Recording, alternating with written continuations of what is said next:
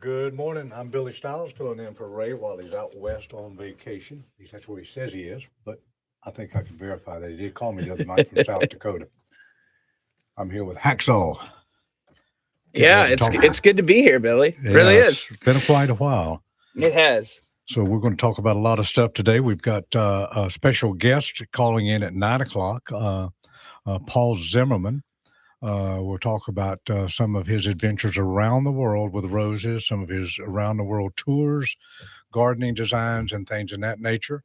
You can call us and talk to us about everything about your landscape: garden, flowers, bushes, trees, shrubs, turf. We're going to go over a lot of stuff. We're going to go over a lot of details. So get your pencil handy if you want to know anything about planting times and schedules. So we've right now it's going to be a rainy week ahead of us. Looks like at least spotty. Yeah, it looks like that, doesn't it? Yeah. I mean, I guess we kind of need it, don't we? Because we've kind of had Well, no. I mean, we've had a little bit of rain, but not a lot for the season. well, we started out, April showers bring May flowers. Well, we're having the rain in May instead of April. I think the whole world's moved on the axis a little bit. Seemed like that anyway in years past. But back in the April cycle, we were in a drought Oh, and our water tables were low. And so this rain is making us feel like we're not in a drought. But let me tell you, if you've got potted plants, you better stay attentive to them and or your garden and bushes, trees, and shrubs because these dry cycles in between here are still affecting our plant life. okay. Now, one of the things I'm fortunate and blessed with is that it's not affecting my cucumbers. In my house, if I don't produce cucumbers out there on the vines, the wife gives me a little bit of pressure. So you know who you are, and you can't even grow a cucumber. So I have to stay on top of it. We actually ate our first one night before last, and it was good. Pulled a few more last night, and I don't know how many gardeners we have out there, but we're going to be talking about that later. I'd like to talk about the number one enemy of our home. What is that, Hacksaw? Water. Water, right on the button. Being in the landscape business for over 50 years, you get to see a lot of different microclimates, a lot of different homes all over the country that I got to travel. And water is always your number one problem. And I think one of the big assistants or one of the things that really help people even misuse water more is the irrigation system because it's on a time clock for the most part. You may have a rain gauge, you may not have a rain sensor. That, well, if you've had ample rain, that the system won't come on. But a lot of times you'll ride around, you'll see it's raining and the irrigation system's going. Everybody don't have those. And whenever you depend on a clock to turn on your water without actually talking to the soil, feeling the soil, sensing the soil, how do you know that you need more water? And what amount of water do you need to get deep? So we can talk about some of those things this morning. And in the scope of water and your home, we'll start with the landscaping. Your average turf needs at least 1 inch of water a week to be sufficient. That'd be warm season or cool season. A lot of misunderstanding about warm season. Oh, I want warm season grass because it's more doable in the summer. You just said it in the sentence. Warm season. It's a grass that loves the summer. Fescue is a grass that loves what? Sun. Well, yeah, we all like that. Well, it depends on how hot it is and how dry it is, but cool season grass. Fescue's a cool season grass. It's glory. Okay. Yeah, it's glory days are spring and fall. And where we mess up with our watering coming out of spring, if we have that rain in spring, that fescue just goes wild. Oh, And okay. then all of a sudden, it starts turning. Oh my gosh, some of the tillers or blades start turning brown. That's a self mechanism of protection that it gets to sort of shut itself down in dry cycles. It's called dormancy. It's a summer dormancy. We let our Bermuda goes brown, and that's dormant in the winter. So our fescue goes dormant in the summer. It's still green, but it shuts those tillers down to conserve water and to conserve its and to save its life. Because sometimes we're not astute enough on watering to give it what it needs. So there's where a lot of problems happen because people will start over watering. Say, oh my God, my grass is dying. The blades are turning brown. You have to really look at it and determine, is it dormancy? Most people don't know it's dormancy. It don't tell you that on the seed bag. And they didn't have a college up at the mall or out at the Coliseum to teach you how to grow grass if you're a do-it-yourselfer. So we do a lot of things wrong. And it can be real easy. It is rocket science, but it can be easy if you follow a step-by-step protocol and understand the plant you're growing. And that's true whether it's a tree, a shrub, a flower, and it's just real important to understand them. So the water, we're coming in off of our gutters. And during this time of a lot of rain, we can really assess our property, but you can't assess it sitting on the couch. You got to get out in that rainstorm. You got to put your raincoat on, make sure it's not lightning that day. Yeah, holding that umbrella, walking. Oh, I was just out checking my water. And that was the end of him. And walk around and look how the water flows on your property. Is it affecting that foundation? And there's so many foundations I see compromised by water from the downspouts. Well, I guess it matters too of how that water is flowing, because like if you're getting like a puddle sensation around your home, that could be an issue too. Like if your water's not flowing downhill, Right. like if you live like on a slab, or if you live like kind of like with a little bit of a slant, if it's not rolling down that hill, then you got maybe a problem. If it's going where it's just puddling and like staying in one area, that could really hurt the foundation, couldn't it? Well, it does. It softens that whole profile. That whole Yeah. hydrophobic area now is just nothing but a mush, and all that weight of that house and all on it. And over an extended period of time, it absolutely will settle. And how important is that, especially with like in North Carolina, especially with the homes you see around here? I mean, how important is that with the soil we have? Because I mean, I guess our soil is a little, because we're what, red clay? We're red clay, blackjack, Carolina slate. We've got a few different varieties in this territory. I love red clay as it relates to growing things. Mm-hmm. It's very hard, gets compacted. It's hard to grow stuff in. Yeah. But it as a base, then you introduce organic matter, humic and fulvic acid, and other things for the microbial population to come back to life. Yeah. It's called the soil food web. And we destroy that soil food web whenever we bulldoze and plateau each one of our lots as we go through the neighborhood. And if you look at those plateaus where they're going to build the homes on, that's all red clay. Yeah. And sometimes you'll go into a neighborhood and it'll have 3 or 4 different. It may have yellow clay, red clay, and they have a whole blend of stuff. And then you move in, you wonder why your front yard doesn't do what your backyard does, and you're still wondering what's going on with the side yard. And it can be different soil profiles, not only on what they brought in, but in the subsoil compaction. That's like if you're on a farm and you're plowing a field for 40 years. Yeah. Below that plow line is what we call tractor compaction. Oh.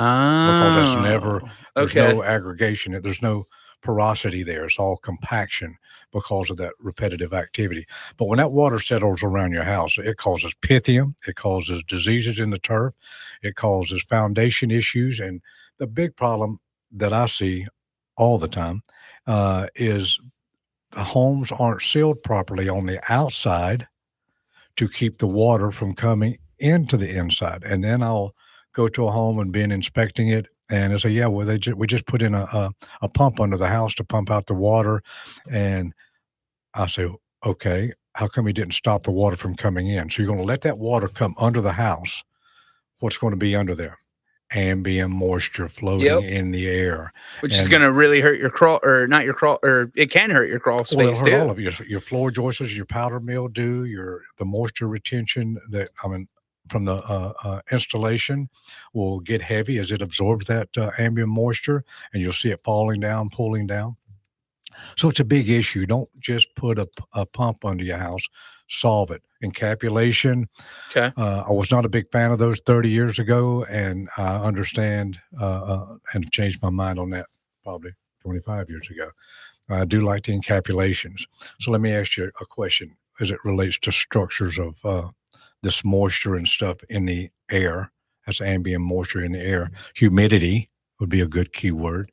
What is what's the story on the vents? Should they be open or shut? I think it depends on the season, doesn't it? Because don't you want the air to flow during the summer, and then don't you want to close it off in the winter? In the summer, we have high humidity, right? Yeah. Think of So that high humidity underneath there causing the moisture. You ever went underneath the house and yeah. seen the ductwork dripping Hmm. like it's raining? So we wouldn't want that. So You we want we want all to your shut it. you want your foundation vents, or a greatly misunderstood thing. And where I come from, up in the hills, Yeah. we didn't have foundation vents. We didn't have foundation walls. We were sitting on little piles of rock on Yeah. each corner of the house, and the everything flowed under it. Of Yeah. course, when you look under there, we didn't have insulation either. Back where No. I Yeah. come from, up in the hills, I mean, we're way back, but that as modern things come and you close it in, it looks good, it looks nice. But what it happens is we want to block that humidity from getting in. So let's take and put that, close all your vents, put Okay. your dehumidifier in there to control that atmosphere. If you want something under your house, it's a dehumidifier more Okay. so than a pump. And don't let no one come and put a French drain on the inside of your wall. That means that they are allowing and are okay with that water flowing into under your house, even though they say they can capture it and move it out of the house. It was still in there. And that Okay. ambient moisture is still there. You didn't capture that. That was floating in the air. Hmm. And so a lot of little details that we overlook sometimes in trying to fix things. But again, water is the enemy. Make sure your gutters are clean. Make sure you got a splash block. If you're going to pipe off the water from your downspouts, what kind of pipe do you think you'd use? Should you use? For downspouts. Yeah. You see them everywhere, and you see pipes and stuff stuck to them. Oh, like you're not talking with the gutter drains, right? I'm talking about gutter drains. Oh, the gutter drain. Yeah. Okay. So, I guess you'd want the ones that the L shape, right? You got the black corrugated. Yeah.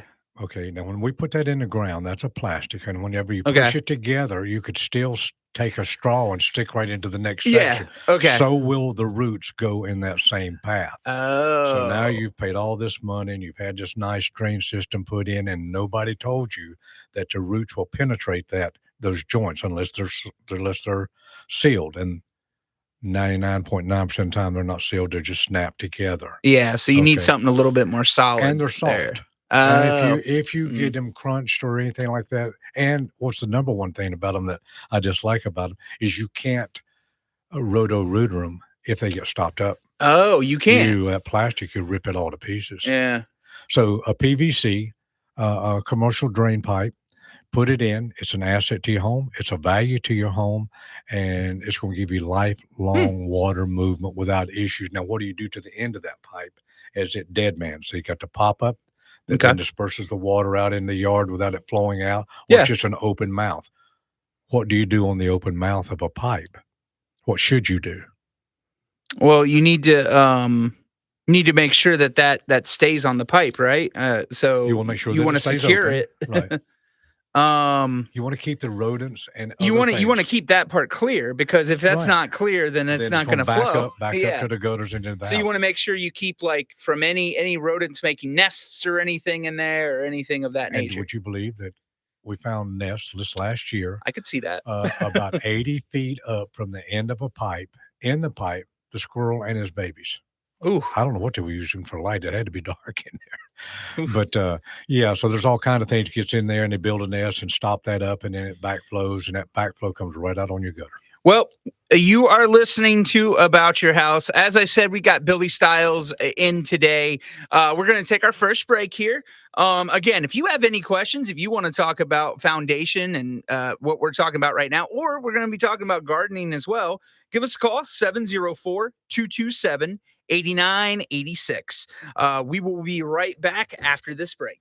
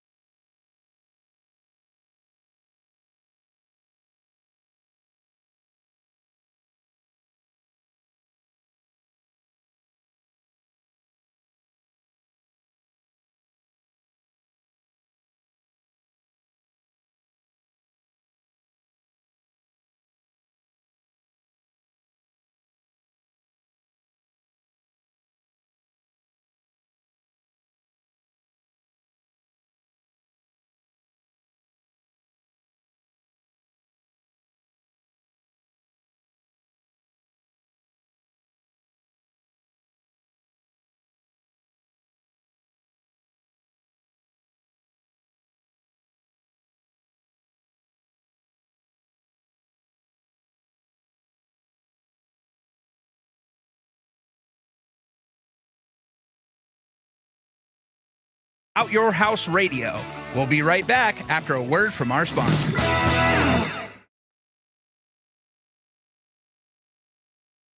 Summer heat is here, along with the humidity. Will your air conditioner provide the comfort needed? ABS Insulating can provide the resources to give you comfort this summer and all year. ABS Insulating uses the latest technology and products to insulate and seal the envelope of your home, creating a comfortable environment all year long, also extending the life of the air conditioning. Call ABS Insulating today for lasting comfort tomorrow. 704-821-4343 or absinsulating.com. Carolina Foundation Solutions is a licensed general contractor in North and South Carolina, a trusted and professional foundation solution for over 20 years. Both residential and commercial, deep foundation systems and helical piers, wall reinforcements and repairs, concrete slab repair and replacement, underpinning systems, seawalls, and marine foundation solutions. If you have a problem, we have a solution. Call 877-883-4626 or online, carolinafoundationsolutions.com. Owens Chimney Systems is known for all professional chimney services since 1989, including chimney cleaning, recommended annually, chimney evaluations and inspections, any and all chimney repairs and restorations, gas fireplace and gas fire log service, furnace cleaning, cleaning out one of the most overlooked appliances in the home. Get it done right the first time. That's Owens Chimney Systems at 704-554-9595. Or you can visit us online at owenschimneysystems.com. Have a comment or question for the show? Call us 704-227-8986. That's 704-227-8986. Now, back to the show.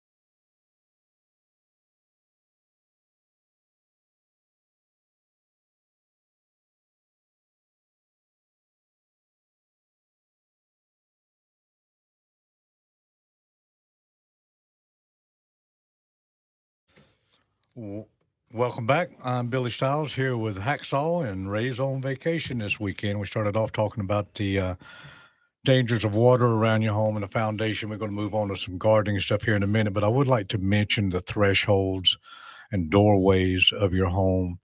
You know, before my career well, of course, I've been farming for my whole life. But when I professionally started in the career of landscaping, prior to that, I took care of about 5,000 rental properties here in the Charlotte metro area. And thresholds were always a big issue of rotting out and windowsills. If you own a home, take care of your windowsills. Making sure that they're caulked. Your windows are caulked. Keep the water out from getting in there, and that threshold and that band right there under there that's holding that part of the floor joist and up there on the end of the house is easily rotted by the oozing of water slowly through those threshold cracks where your concrete meets the house. So pay good close attention to those as you manage your property and try to protect it from water. Now, the watering of irrigation, using an irrigation system and letting that irrigation head that sprays out, that's meant to cover a large volume, a zone of turf area swings around and it hits your house, it hits your window, that's all real bad news for your house. And it's also bad news for the shrubs and ornamentals that you have there, because we don't want that high pH city water on that plant. We want it to water our plants from the ground, unlike what we get from the rain. But our rain is not city water. It's two different solutions and makeups. So let's make sure that your irrigation systems are adjusted whenever we're taking into consideration how long we're going to water our shrubs and flowers. Flowers need more water than shrubs.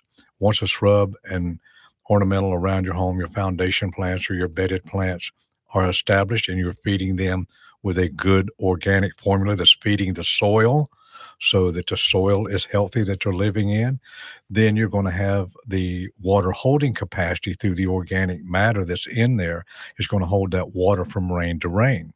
We don't water the forest. We don't water the jungle. But when we come to our yard, we got to turn that irrigation system on every day. You want to talk about wasteful water? That's wasteful water. I can teach you how to grow your grass and never water it unless you absolutely have to, because it hasn't rained in 8 weeks or 10 weeks.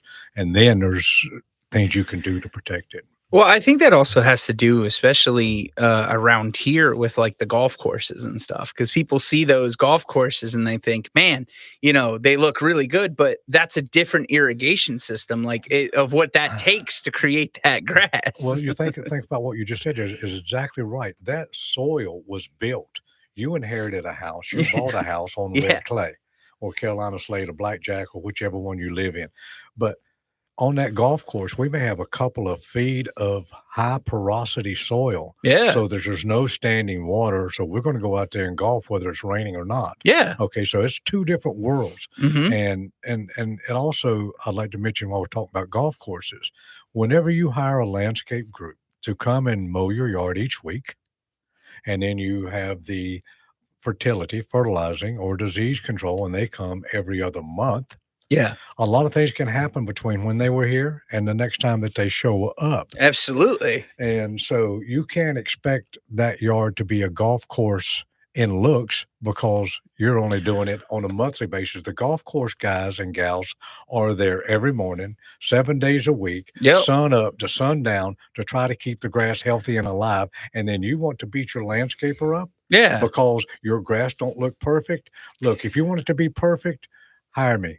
I'll come over, but I'm going to come over and I'm going to work on it every single day. Yeah. You may even come home and find me on my knees on your yard pulling out a little itty bitty weed before it gets up to seed so that I can help myself next year. So it's a lot more to it. So you got to get what I call agronomically. You got to think agronomically. You got to think correct. Well, the problem with scheduling yard maintenance is you can't just schedule yard maintenance like, okay, you'll come every other week. Well, okay, but what if it rains 7 days and then the next time it doesn't rain at all? Like that affects the grass. It absolutely does. And then you get the folks who say, I don't think I want to pay for a whole month. Can you kind of cut it every other week? Well, yeah, but I'm going to have to still charge you the same amount because I'm cutting the grass that you didn't cut. Yes. When I cut this grass, and now the grass is higher, harder to manage, harder to maintain. And what happens during that course of that time you're letting that grass grow? If you ever let fescue grow to where the stalk that the leaves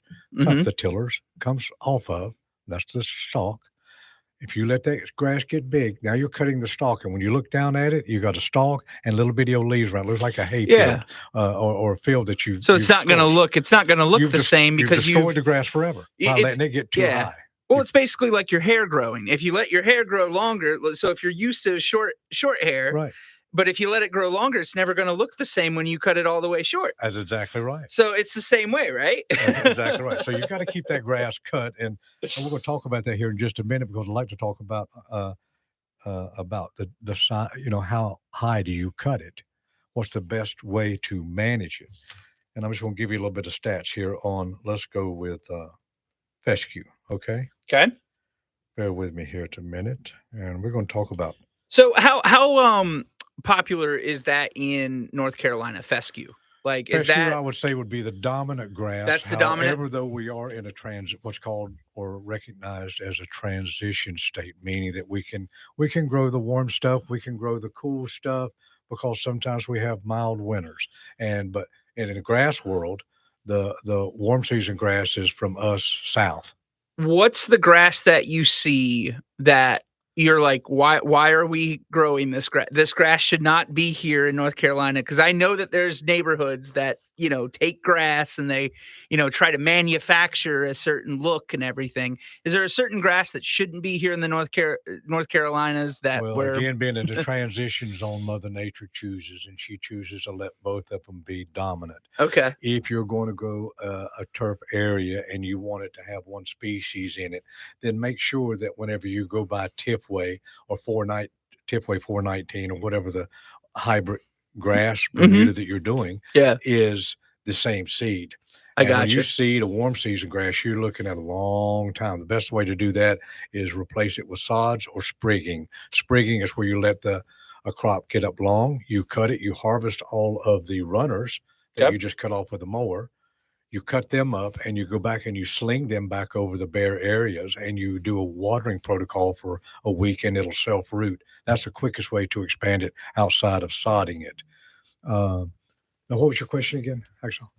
Oh no, so my question was more of like if there was grass that Oh, I got you. I know the yeah, question now. that we don't like that shouldn't be here. Like I know Bermuda is a big thing like on the golf course. People love that Bermuda grass or that Kentucky grass, but it doesn't always need to be here in the Carolinas. I think that it's wrong whenever we go into doing major developments and we put the warm season grass in because it forever, for the rest of your life, it will encroach every bed, every flower bed, Mhm. and every plant that you have in there.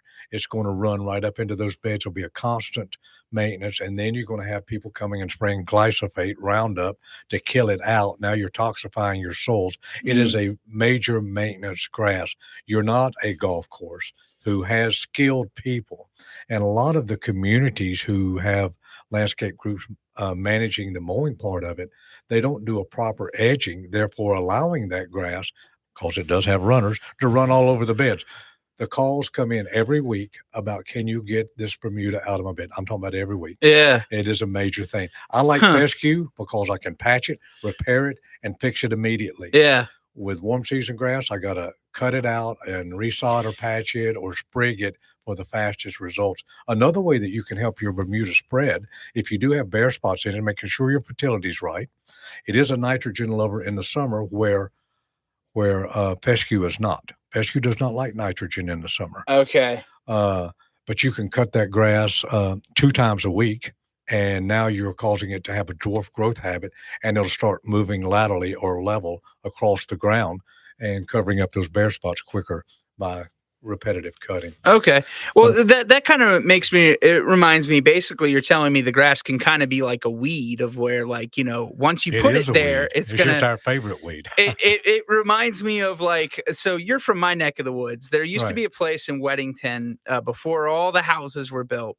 Somebody got the bright idea to put bamboo down there. I know. And yeah, I think I and heard it. and I remember that, like, I want to say, like, it was like maybe 10 years later, I went down and I saw the whole place was just covered in bamboo. And that would be an invasive species that you wouldn't want to plant. Now, Yeah. clumping bamboo. If you want to have bamboo at your house, Yeah. get clumping bamboo. Okay. And even though it's a clumping and grows in a clump form, it's a great privacy. Yeah. You can take and put what's called root guard, okay, which controls the roots. What we should put up against any and every hard surface or walkway. How many walkways you see breached coming up and raised up where the roots are pushing it up? Yep. If we would have installed a root guard there, the roots would not have gone underneath that sidewalk. Okay. And so I can use that same thought process in my home gardening and or in my world of controlled clump bamboo. But the great thing about bamboo, if it burns down this year, well, you'll still have privacy next year because it'll be right back. Yeah, well, because that's the problem with bamboo is that it's just so Evasive. yeah, and like people are like, oh, because it can get in your piping, it can mess up your foundation a little bit too, can it? I've seen it do some wild and crazy stuff. I mean, literally go in and crack brick going through it, the root system. So yeah, That's if you've got it up crazy. against your house and you want to put that in there, you might want to rethink it, and or if it's because you can't, you want that privacy or you need that privacy, and you have a very thin planting environment, come in and think about how you would make that Yeah. successful for you with bamboo, and that would be using the root guard and the variety clumping bamboo. So it sounds like they're like one of those that you need to kind of sculpt and create, like how it is. Same thing with Correct. palms. The Right. palms are kind of the same way. Like when you have a big banana palm, then 50 others show up. When one dies, a bunch of others Oh, the sprout. babies say so. At the Yeah. end of the year, don't go buy a bunch of No. new banana plants. Now, there's only a one or two species here that does real well here, Mhm. and I have them everywhere at the house, but I have them in control. I have them in big, huge pots. Yeah. Like 80-gallon, Yeah. One of those clay like big pots. barrels, Yeah, right? like you Yeah. see in a business. Yeah. I actually have them all around the house. Oh, okay. I mean, Okay. I Yeah. have those. I have tomatoes in them. I have hazelnut trees and cucumbers, all kinds of stuff. Yeah. I like growing stuff in there because I can control that whole world. So what are the two palms that grow here? Because my mom Windmill is palm? huge into palms. Well, the only one that I'm going to tell you that stands alone Yeah. is the windmill. The windmill palm. Right. Okay. Right. The other palms are planted here, and depending on the microclimate, may have a few glory years, Yeah. and then they'll succumb to that 5 or She- 6 degree temperature She whenever they tried come an in. elephant palm once, and it just Yeah. it did great for like the first year or so, and then it just started wilting, and like it Yeah. just couldn't do anything. I'm working on 2 designs right now because I do landscape designs for a landscaper. And I have windmill palms because she wanted a tropical look around her Yeah. whole property. And I got to pick some cool plants, even though some of them are seasonal. Her look is going to be great, and the windmills will survive. You have to learn how to care for those whenever it gets real cold. And most people don't know how to do that. But yeah, they're fun to grow. They're a monocot. They're just like a grass. They don't have Okay. some of the same diseases and issues that they have. And when it comes to fescue, and go back to that fescue lawn and all, if you, I might need some spectacles on this one, a little bit small. If I'm planting fescue, I've got a bare spot, I want to patch it in the yard. Don't go buy topsoil from anywhere and put it on the ground, put your seed in it. That's not good. If your soil is clay, you put your clay back on it. So don't you mix- do soil, clay.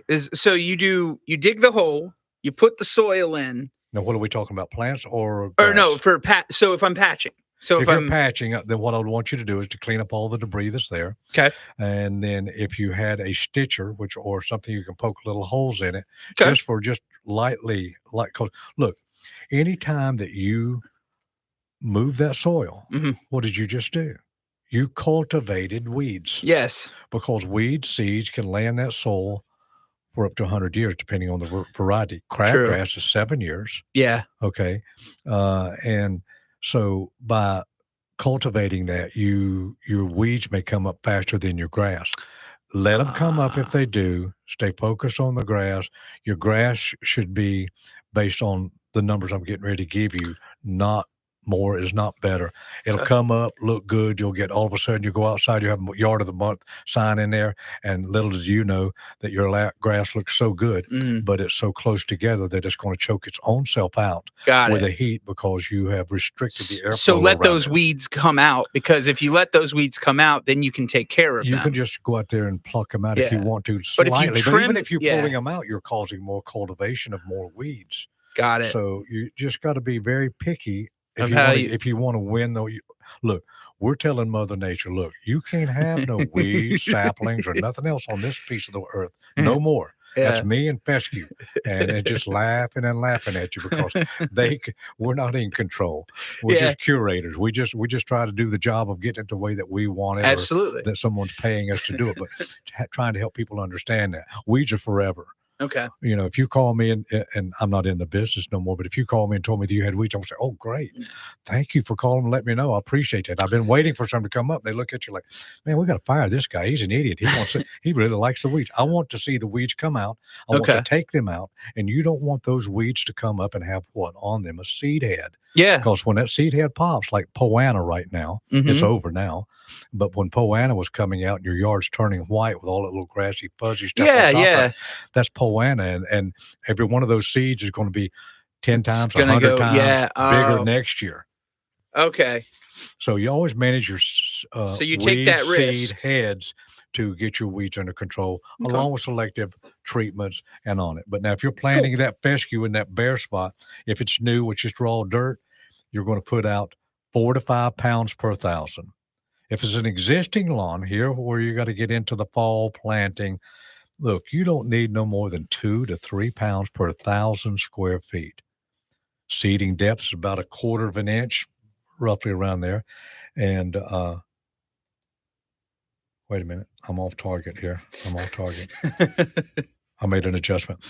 New established lawns is 6 to 8. I knew something didn't sound right. 6 to 8 pounds per 1,000. Okay. 3 to 4 pounds per existing lawn, about 1/4 of an inch deep. It takes about 14 days before it starts coming up. And the key thing here is mowing. You do more damage to your yard not knowing how to mow. And then you want to maybe think that it may be the landscape. Of course, it may be the landscaper. He hadn't sharpened his blades. He's in a hurry, or just don't understand the dehydration and the blistering of that end of that leaf and causing it to dehydrate and get rhizoctonia, brown patch, and things of that nature. The mowing height for fescue in the northern states, you could get away with 3. Okay. You cut it at 3 here in Charlotte, you're going to torch it. Needs to be 4 inches, 4 inches. not Okay. 3.5.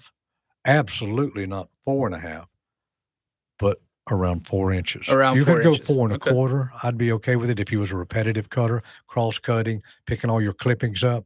You don't want that grass to ever start laying. If it lays and you go out to your yard, you see grass laying down and it looks like it just melted, like some kind of Yeah. radon gun came in there and hit it. Yeah. That's Pythium, and that's from excessive water. Oh, okay. So that's why, like, when we see people like cut their grass after so many days of rain, and it looks just like clumps of grass everywhere, that's what that is. No, that's just from excessive tillers, and they're cutting off. But now, okay. when it lays down and it turns brown, like when a dog uses the bathroom, Yeah, on the yeah, yeah. grass, that also happens like that, but in a little bit different form Okay. through Pythium, and that is Okay. from excessive water disease. And if you're putting Bacillus plumelis and subtilis and these other big $20 words, which are the part of the soil food web, they Okay. will eat those pathogens and help you fight the disease that's actually trying to occur that wants to eat your grass. And then when it eats that cultivar or that high-end cultivar of Bermudas or zoysias or fescues, Mm-hmm. then here comes what? The crabgrass, the Johnson grass, the Yeah. goose grass, all of those foxtails, all of those nasty weeds. All we those don't weeds want. that we hate. And yeah. if we got a fescue lawn, then here comes all of that Bermuda weed. And if we got a Ah. Bermuda yard, then the fescue's a weed. Just like you said earlier, the grasses themselves can be a weed Yeah. if they're not where they belong. So yeah, it's quite challenging, getting all of the details out to have a good, successful lawn. Make sure that blade is sharpened every 1 acre. The greatest yards are bagged; they're not mulched. And no, mulching the leaves into the lawn is absolutely not good for grass. Is it good for the soil? After it's composted, it's good for the soil, but it's not good to grow a grass. Should be the only thing in that turf area is the grass, to have it good, thick, and dense, but not so thick that it chokes itself out. Got it. Okay. And you can't have any of that if you don't do one thing: What's that? grub control. Oh, okay. Heard of Japanese beetles? Yeah, I've heard of those. June beetles. I have those because we used to have a pear tree. Oh, did you? Oh, I So ate it we up, would didn't I? never get any of the pears because of the June beetles. Because hey, everybody's got to eat. Well, it'd be either that or the deer would stop by and get the They- lower ones. Yeah, you they know. get the lower hand. Yeah, well, that's pretty wise, right? Yeah. So I recommend Milky Spore, Okay. and that spore you can read on it. Google it, Milky Spore. You can order it on Amazon. Don't get the powders and go do spots. Get the granular formula and put it on your grass, on your shrubs, and if you have pots. I did an experiment last summer. I took one pot and set it out amongst a bunch of others that were treated and did not treat any in there. I found Okay. 57 grubs when it was time for me to take. But I went in there before I knew they would be hatching. Yeah. And started taking the dirt layer by layer, and I videoed it and took pictures and taking the dirt off layer by layer. 57 grubs in a 15-gallon pot. Oh. So You may have a pot of flowers on your front porch and you're wondering why they're not performing. Did you ever think that you could have grubs in there? No. Mm-mm. But when those beetles start laying their eggs here at the end of June and July, they're going to lay them wherever there's a condition that they feel is safe for their food source for their babies. Yeah, no, that makes sense. So you're listening to About Your House. Again, Billy Stiles in for Ray Terry today. If you guys have any questions whatsoever, 704-227-8986. Also follow us on YouTube and Facebook right now. We are live and on Fox Sports Radio Charlotte. We will be right back after the break. All right.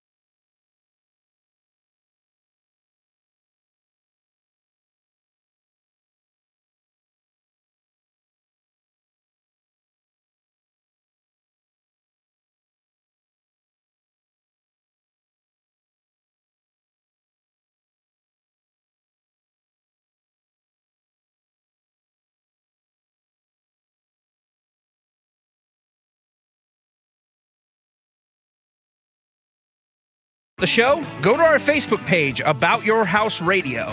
We'll be right back after a word from our sponsor. There's big news in the Carolinas. Queen City Audio, Video, and Appliances is now Queen City Home Store. For over 70 years, we've been your trusted retailer for appliances, electronics, and more. Now, we're taking it to the next level with a new name, a fresh look, and more ways to serve you, offering the same outstanding service you've always counted on, while bringing you everything you need for your home. Queen City Home Store. Same great service, more possibilities. Visit us at queencityonline.com. John DeLand here for Crowntown Cannabis. We at Crowntown Cannabis care about you and your health. All of our products, from edibles to topical creams, are all third-party tested for purity and quality. 4 locations, open 7 days a week to help you with any concerns you may have. Monday through Saturday, 10 a.m. to 7 p.m. Sundays, 11 a.m. to 6 p.m. You can call us at 704-412-7121 or online at crowntowncannabis.com. The professionals at Kilo Exterminating Company have over 70 years of experience in pest control. Throughout the years, they always pride themselves on maintaining the highest standard of quality and customer service, with every technician being state certified. And moisture readings are standard with every inspection. Their top priority is ensuring your home is free from pests such as ants, mosquitoes, termites, and any other pests wreaking havoc on your home. That's Kilo Exterminating at 704-333-9855 or online, kilo.biz. That's 704-333-9855. Hi, I'm Sam Attero of AteroMedia.com, and I love empowering my clients and partners to make the most out of today's latest digital media tools. We specialize in building production systems and podcast studios for small to mid-sized churches and local businesses here in Charlotte. Do you need new media production gear? Do you need help learning how to use it?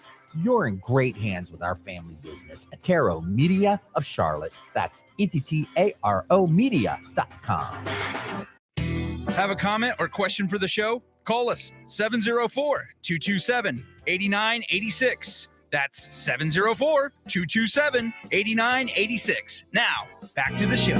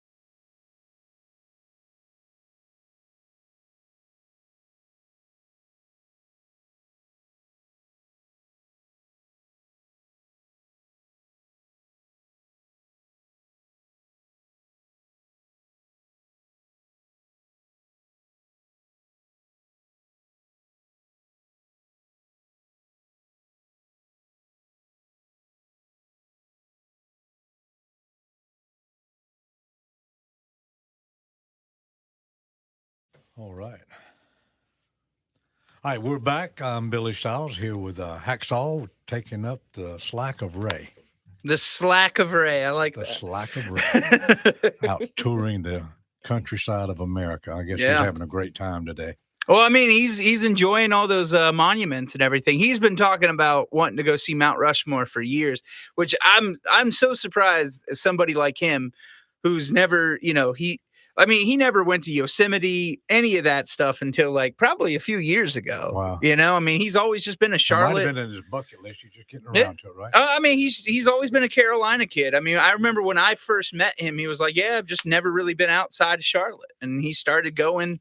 And, he enjoys it. He loves it. He said when I talked to him, he said he was in South Dakota, but he was that he had gotten me a rock. Ooh. And I don't know if I should say where he got the rock from, but he got That's me a rock. exciting. That's He got me- exciting. he's bringing me a rock back. I'm pretty excited about that. So let's talk about. We could go on this for days and days and days, but weeds are weeds, and weeds are anything, whether it's a beautiful flower, a rose that's out of place from where it belongs. Okay. And the one that's always brought up in conversations is what? What, the dandelion? The dandelion. One of the most nutritional, one of the most holistic, healthy It's a great. plants on earth, and you're torturing it. I'm not torturing it, but torching it with your chemicals, killing it. Yeah. Dandelions is something else. I mean, you're not going to go to Harris Teeter and buy anything in a produce stand that's as strong as a dandelion. Yeah, I don't understand that with the dandelion of like it. I've always seen it's always the dandelion and the crabgrass. Everybody's always trying to kill, and I feel like they kind of work hand in hand Right. together, don't they? Yeah, they can have the crabgrass. I don't care much for Well, that. yeah, but I mean, I've always seen like when there's a dandelion growing, normally there's crabgrass like right next to it. Yeah. And some people are opposed to growing grass around your home, but you have to understand that there's enough oxygen in a 25 by 25 area to support 8 people a year Mhm. of healthy, clean oxygen. And now it also holds the soil together.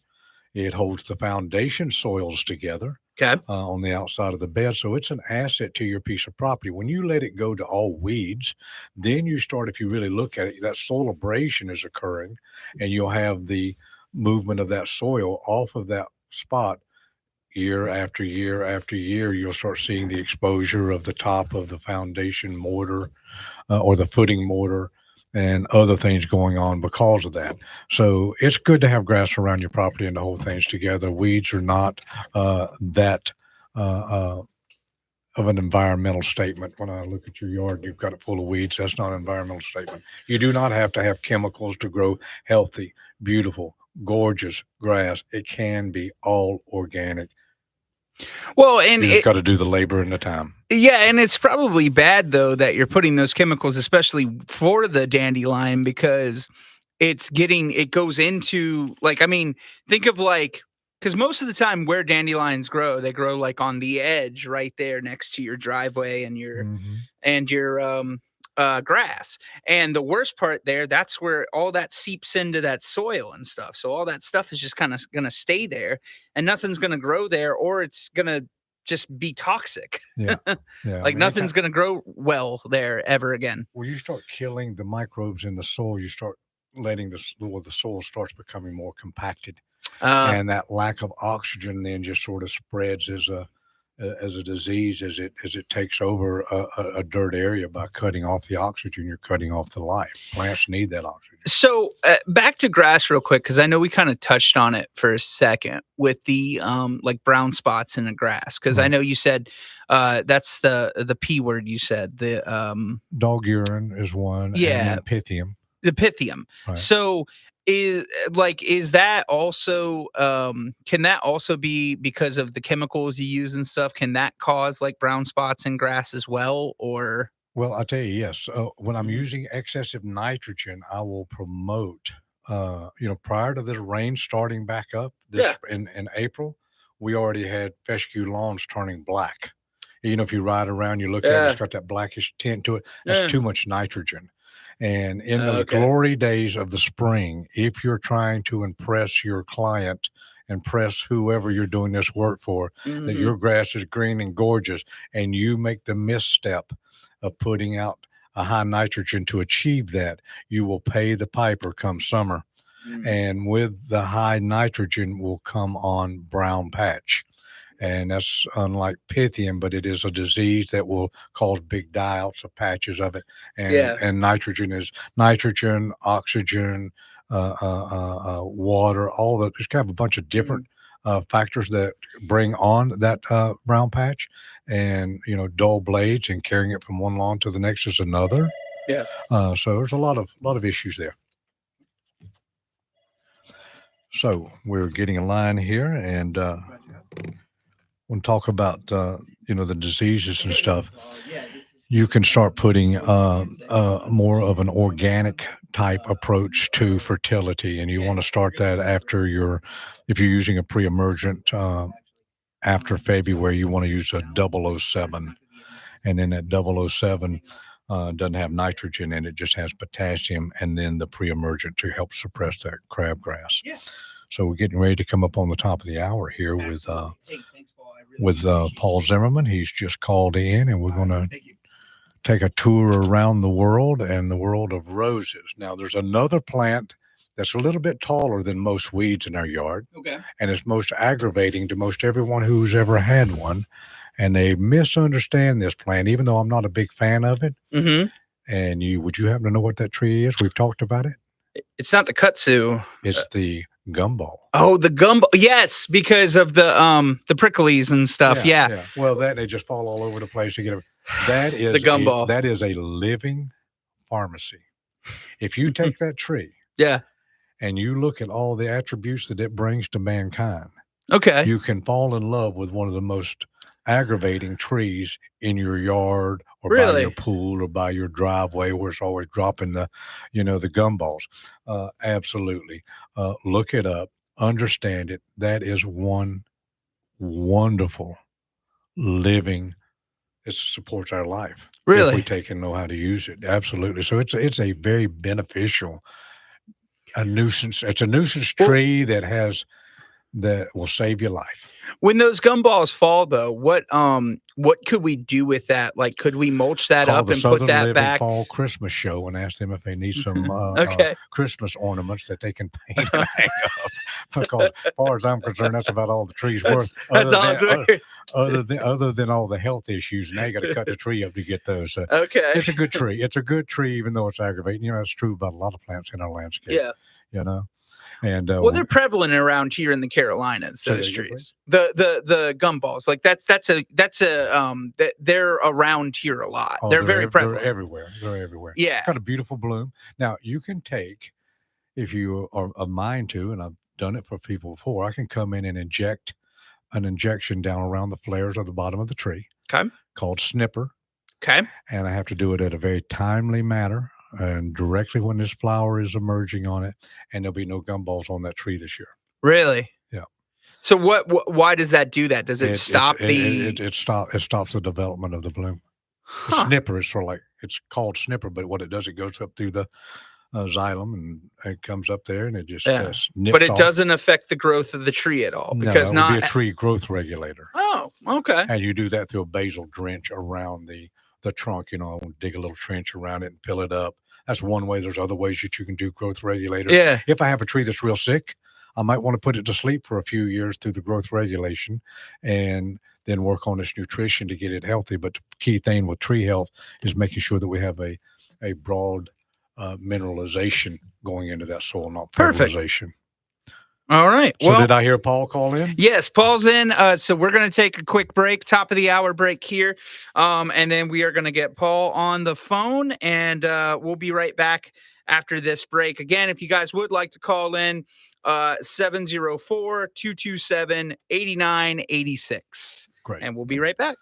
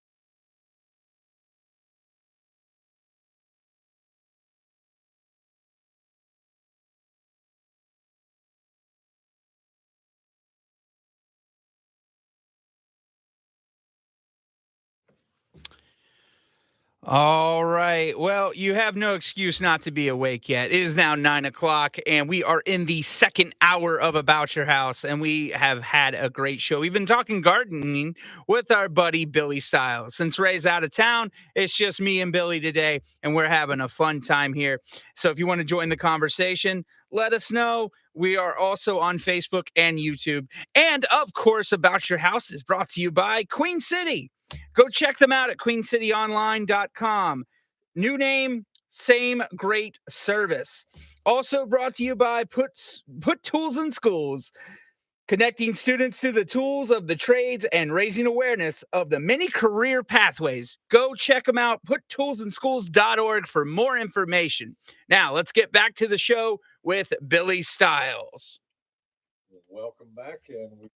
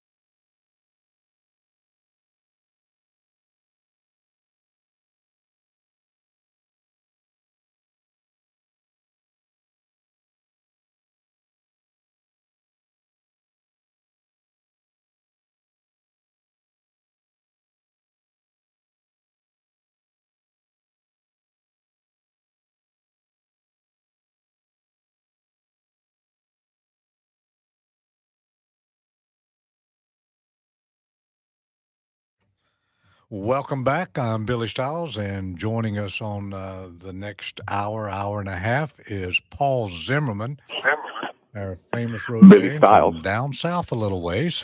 I think he's a little bit up north this morning, aren't you, Paul? Welcome. Welcome. Good to meet you. How you doing? I'm doing good. I'm gonna have to turn up a little bit. I can't hardly hear you. Are you there?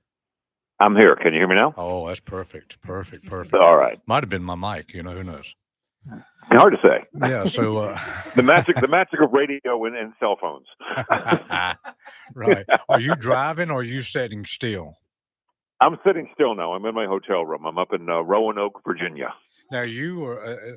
It's sort of exciting, I think, what you're doing today. Or whenever y'all started this journey. Are y'all on? Is this a car club? What is it you're doing? It's a car club. It is.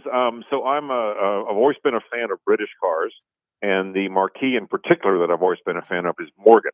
The Morgan Car Company started in 1909, and this is the Washington D.C. Morgan Car Club's what they call a MOGFest, Morgan Owners Group.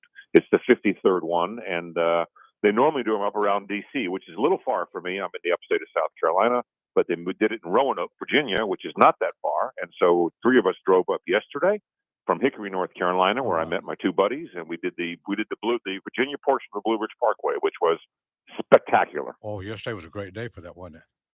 It was, yeah. I mean, we were talking 80 miles on a 2-lane road with no stop signs, no traffic lights, no traffic, no nothing, and a vintage open-top British Roadster. That's about as good as life gets.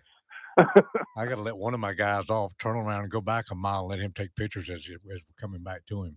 Yeah, well, it was a blast. I mean, it was just a lot of fun, and it's just, anytime, Billy, you get with folks who have a like-minded interest, it's just a fun weekend. It is, and yeah, I'm glad you do get to do a lot of exciting things, and one of the exciting things that me and you did together some years back was.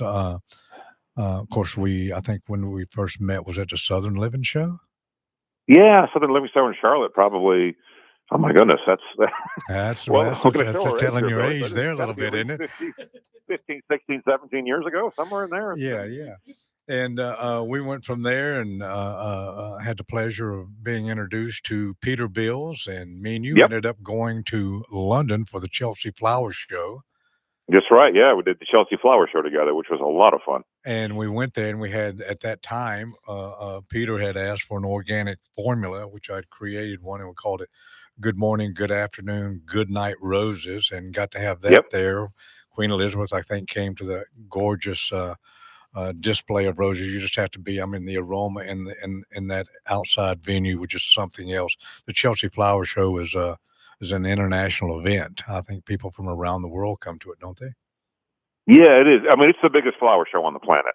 Nothing else even comes close to what this thing is, and not easy to get tickets to get in. A and B, you know, you and I were able to get in before the show actually officially opens. Well, we were got there to during be in the there setup whenever and Ringo preview. Starr and Rod Stewart Yeah, and all we- those that's others, the- and the- Queen Elizabeth come Yeah, in the on that preview day Sunday. when everybody, even though you and I were thrown out when the Queen came. Yeah, 'cause we obviously they had throw checked us. our- They don't. We're just They Americans. did a We got to background get out of check on here. us, and they said we can't have these guys in there. This is Hey, just look, they don't a look really British bad enough, idea. and their accent Yeah, is well, we one of them refused sound like to a take hillbilly. bowing lessons. I think, yeah. The hillbilly and a sidekick. That would have not been. That would have not been good. I got to do the radio You show might, live yeah, from that. you're mad. How y'all doing? Yeah. Yeah, Hey, that would have worked. did you come in and do the? I know I did my radio show live because at the time I had a radio I show did. on WBT. Did you come and was you on that show or was you out Yeah, into I came the? to Charlotte a couple times, and you've forgotten. I'm really hurt, Billy. Oh man, I'm sorry. Please forgive me. I did that a couple times and had a blast. I mean, anytime you and I get together, it's always a lot of fun because Oh yeah. one thing we learned from the very moment we met, we're both very like-minded. So Exactly. We had a little steam together, which I missed greatly. And if circumstances would have been any different, I would have still liked to have been involved. And that was with someone you're still involved with. And I'd like for you to talk on that a little bit. But that was Jackson Perkins Roses. yeah, Jackson and Perkins, obviously the Rose Company that's been around for I think it's over 115 years now. And yeah, I started working with them probably a decade ago. They contacted me about doing some rose care videos, Uh-huh. and which I've been doing for a number of years. I got my own YouTube channel, and they, you know, I said I went down and met with them, and they were in Greenwood, South Carolina, still are, and I'm in the upstate of South Carolina, so I went down there and I said, yeah, I'd be interested. I said, do you guys understand though that I'm sustainable rose growing? I'm not a Wow. chemical user, and I don't advocate using chemicals. Well, how am I And gonna they get rid said of they my looked black at me. spot? I'm sorry. I'm just picking on you. How am I going to get rid of my Okay. black spot? Yes. Yeah. How do I get rid of my black spot? Well, you know, it gets so they make it way overcomplicated. So when I met with them and I explained that, and they said, no, that's fine. That's the kind of message we actually would like to put forward. And I thought to myself, well, here's one of the largest rose companies, in fact, the largest rose company in the United States, and they're going to give me a platform to talk about growing roses without chemicals. And that's how the relationship began. Been working with them ever since, and now it's grown into essentially my role as an independent consultant to Jackson Perkins. That's my official title. But I assist with Wes Harville, who is the oversees the brand on a lot of different projects. But I'm in charge of research and development, which is finding new rose varieties from around the world to introduce new genetics to America, to the Jackson Perkins brand. We've got several other really exciting programs that we're doing. So for me, it's doing a lot of things that I love doing. And with just a bunch of folks at Jackson Perkins that have become friends of mine, and just love doing it. And it's a great, wonderful role to be asked to step into. Yeah, I know that for what time I got to do some videos with you there. I thought it was I was quite honored to be able to do that and be associated with it because I love roses. And you used to have a rose business, did you not? At one time that when I knew you, and you know now being involved with roses as you are, and American Rose Society and all of that around. We'll have to talk a little bit about when we went to New York for the Great Rosarians of the World. We did that for 2 years in a row, didn't we? Yeah, we did. Yeah. It's that was a lot of fun as well. Yeah, it's been. I started out. I had a rose care company in Los Angeles when I lived out there. We took care of people's rose gardens. We were the rose guys. Particular reason, Paul, may I ask? Was you? Sorry to interrupt you, but was you out? Did you meet anybody special out there in California when you was out there? Well, I did. You know, when I had the rose care company, we had some celebrity clients, for lack of a better word. And I'm not going to drop. I'm not going to drop names on the air. That's private. But we did, and it was a lot of fun. We were known as the Rose Guys, The Rose and Guy. because well, in Los Angeles, Billy, you have to understand everybody likes to out specialize everybody else, and so they have a pool guy, and I've got a this guy and a that guy, and so having people who say, well, what do? They take care of my rose garden. Oh, they're your gardeners. No. I have gardeners. These are my rose care people. So we were this sort of niche thing that we did. Say again? Yeah, I said most people don't understand there is a difference between those two. Oh, absolutely. Yeah. Well, our motto is we don't do weeds. I like that. Yeah, that was our motto. We didn't do. Yeah, no, but that's we did. That's what we did. We took care of the rose. We didn't cut grass. We didn't do any of that stuff. We came in and we dealt with the roses, whether it be fertilizing, deadheading. We had one client who wanted us to cut vases for the house. He had a flower room, so we would cut buckets of roses for the house for her to arrange during the week. So it's whatever the client wanted is what we did. Yeah, that's exciting. The you do, besides the Jackson Perkins, and in the scope of Jackson, do you tell me exactly what, or help share with people what you do and what you may be able to offer them as far as services and some of the consulting, different levels of consulting that you do. Yeah, so my work with Jackson Perkins is what I talked about. And then I have my own company, which is Paul Zimmerman Roses Consulting and Design. I do a couple of different things. I do garden design. I'm sorry? Do you have a phone number for that business? Actually, the best thing is go to my website, which is paulzimmermanroses.com. Got it. Yeah, that's the best way to reach me. There's all kinds of information, contact information. My email is paul@paulzimmermanroses.com. That is actually the best way to get a hold of me. Good. To try to do by phone is impossible. I generally don't answer the phone. Phone would ring. Yeah. All you could do is answer the phone all day. Yeah, exactly. Email is easier for me. I can get up in the morning and answer my email. But on my website, which again was paulzimmermanroses.com. So I do garden design, which is both in person. I've also done garden design virtually, which through Zoom and FaceTime and Google Earth and all the things that are tools that are available to us. And COVID has certainly taught us how to live in a remote world. Right. So I've done that, and I've designed gardens around the country and the West Coast, and that's everything from full landscapes, including laying out the hardscape. Even though I'm not a landscape architect, we have to bring someone in to do the plans to get approval. But I can lay out hardscape, or I've done small borders. People say, I've got a collection of roses, I need help getting them sorted out. So those are some of the services that I offer in that respect. And then I also lead garden tours abroad, as they say. Yeah, no, that's also exciting. And as we go over the next, I think you're going to be with us to about 10:30 this morning. Folks, please feel free to call in and ask Paul any kind of questions that you may have in the world of roses. There's, back whenever we were, traveling around a few places, we're going to be up against a break in a little bit. But before that break, we had Bill Rattler, the Knockout Rose.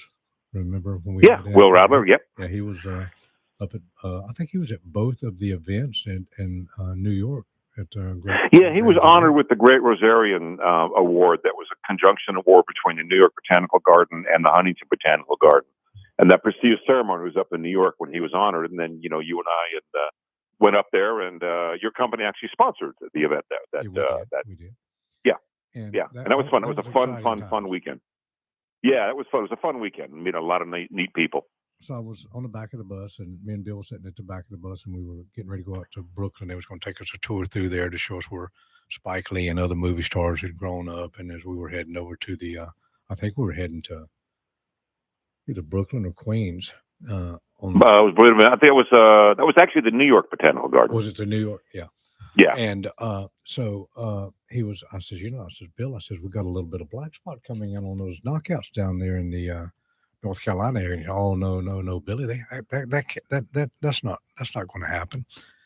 And I said, well, I'll check it again, but I swear if it didn't look like it. And he was proud of them, and everybody's been, who likes them, who some rose people don't think that they have a place. Some do, but they unfortunately, and I don't know why it's attacked this particular variety, we just found it this last week in drift roses for the first time, but rosette disease.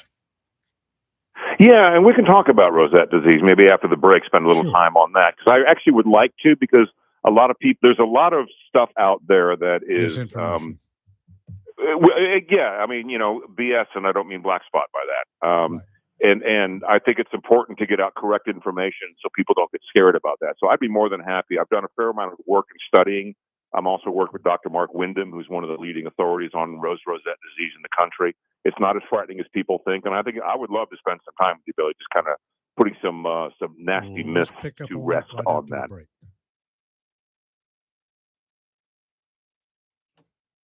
Oh, sorry. Hello? I thought we was on a Sorry. hard break. So No. We're good. But you're listening to About Your House. We will be back right after the break. If you'd like to call us in, again, 704-227 8680 or 8986. So yeah, if also we're on YouTube and Facebook. Leave us a comment, anything you have for Paul, anything you have for Billy, and we'll answer it live on air.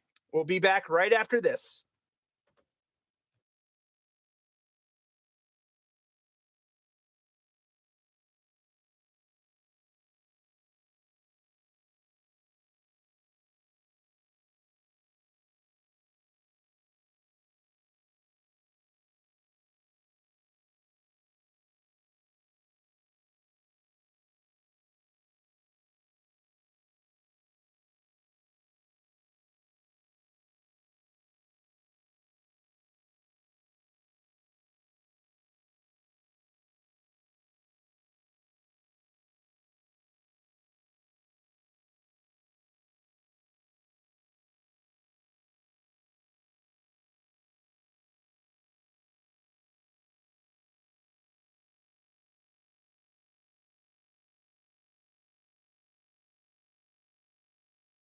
We'll be right back after a word from our sponsor.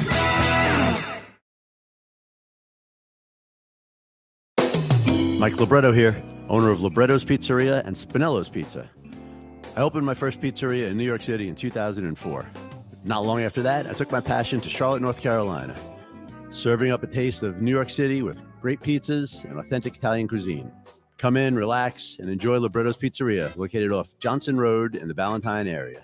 Libretto's is also home of the famous Spinello's Pizza, a 10-inch infused frozen pizza, offered in both pepperoni and plain cheese. Visit Spinello'sPizza.com for more information, to find a retailer near you, or just to order for pickup at the restaurant. Libretto's Pizzeria is open 7 days a week, a great place to relax, dine in, take out, delivery, or for catering. Visit us online at Libretto'sPizzeria.com. Call us at 704-714-1442 for the best in New York pizza and Italian cuisine. That's Libretto's Pizzeria. Stop in and become part of the family. Whether you're building new or remodeling old, let ABS Insulating make it comfortable. ABS Insulating knows the business of comfort. Using the latest products and technology, ABS offers an array of solutions, using fiberglass and spray foam, and all installed by certified technicians.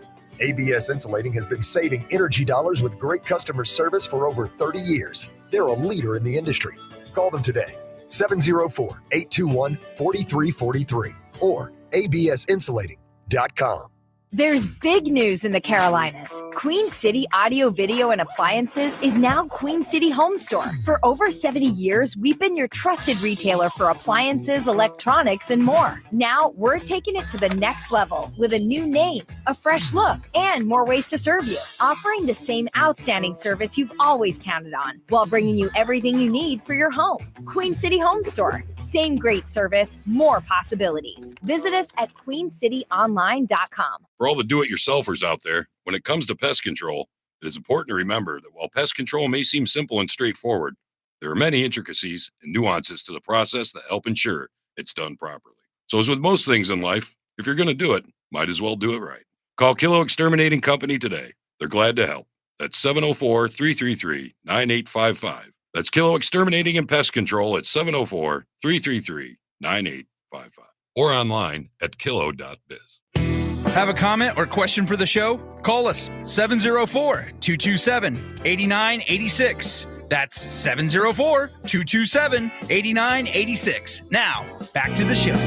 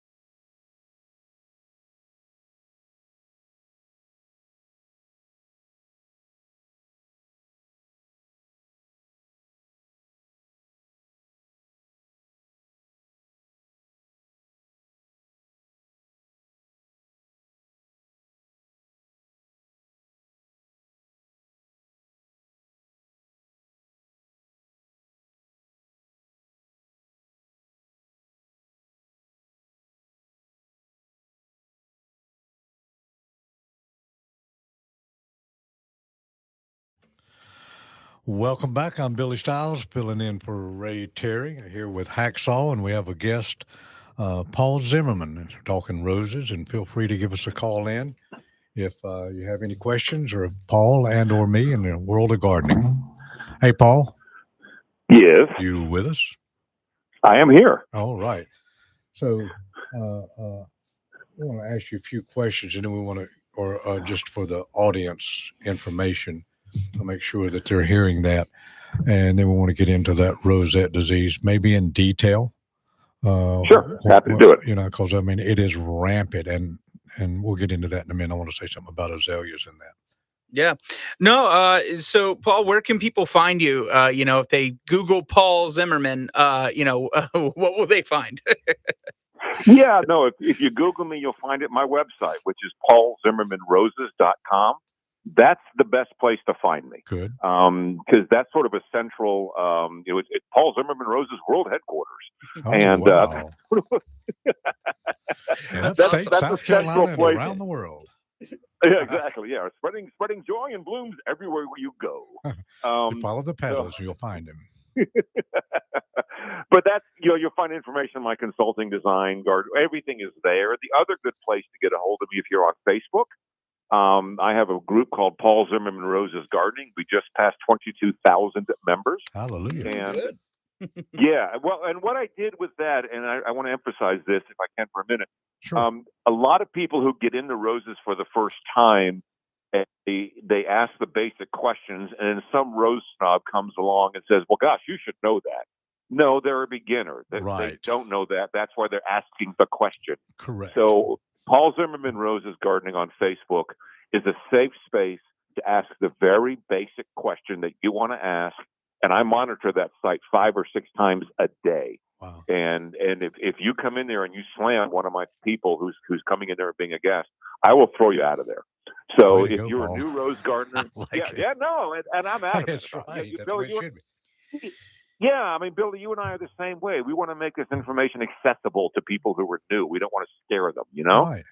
You tell them the Yeah, truth and and tell so- them what to expect, and then that way they can be a better gardener. So when something does pop up, it's not a catastrophe; it's a learning experience that they can work themselves through. And some exactly, Billy, and what to expect, but also what's okay. Right. So roses have this myth of being, it has to be the perfect plant. You Well, I can't have can't plant disease. roses You no can't more. have I insects. can't. They die on me. Yeah. Yeah. Or you can't have disease. You can't have this. You can't do that. You got to clean your secateurs between things. You got to, stand on one foot when you prune. You got to wear red underwear, and then only do it when the moon is blooming. It goes on and on and on. And that's so part of what I do is I call it unteaching. That, so if you come into my garden in July in the upstate of South Carolina, you know what? You're going to see black spot. Right. So what? Right. So what? I'm looking at the bloom. So what? Yeah, exactly. The roses are going to be fine. They're going to shake it off, and come fall when the weather turns cooler, they're going to light right back up again. So that's why I have perennials in my garden in the summertime. That's my garden in the summer. So a lot of it is just working with folks and saying, you know what? It's okay if you got a little black spot. It's okay if you didn't prune that rose maybe the way it should have been pruned. It'll grow back. It's a plant. They're very forgiving. So that's a lot of what I try to do in that, particularly in the Facebook group. Yeah, you're not going to have a perfect landscaping. It's Mother Nature. The cycles of life is going to continue to come through it. We're just curators, and you can't beat yourself up every time something happens or, oh my gosh, something looks off. It is a living being, and just because one rose is sick doesn't mean that that something's bad wrong with all the others. Well, why did this rose die when all the rest of them are happy? Because it's an individual plant. Exactly. It's like a person. Exactly. Yeah, I mean, you can get 30 people in a room, and 5 of them will catch a cold, and the other 25 won't. Right. That's a good way to look at it. It's true. Yeah, it's no different. And the other thing, Billy, and I've talked about this. So you go, people say, well, look, the perfectly manicured lawn and the perfectly rose garden, the perfect perennials, and there's no spot, there's no disease. You know what else? That's a dead garden. There's no insects. There's no butterflies. There's no The pollinators. ecosystem has ceased to exist.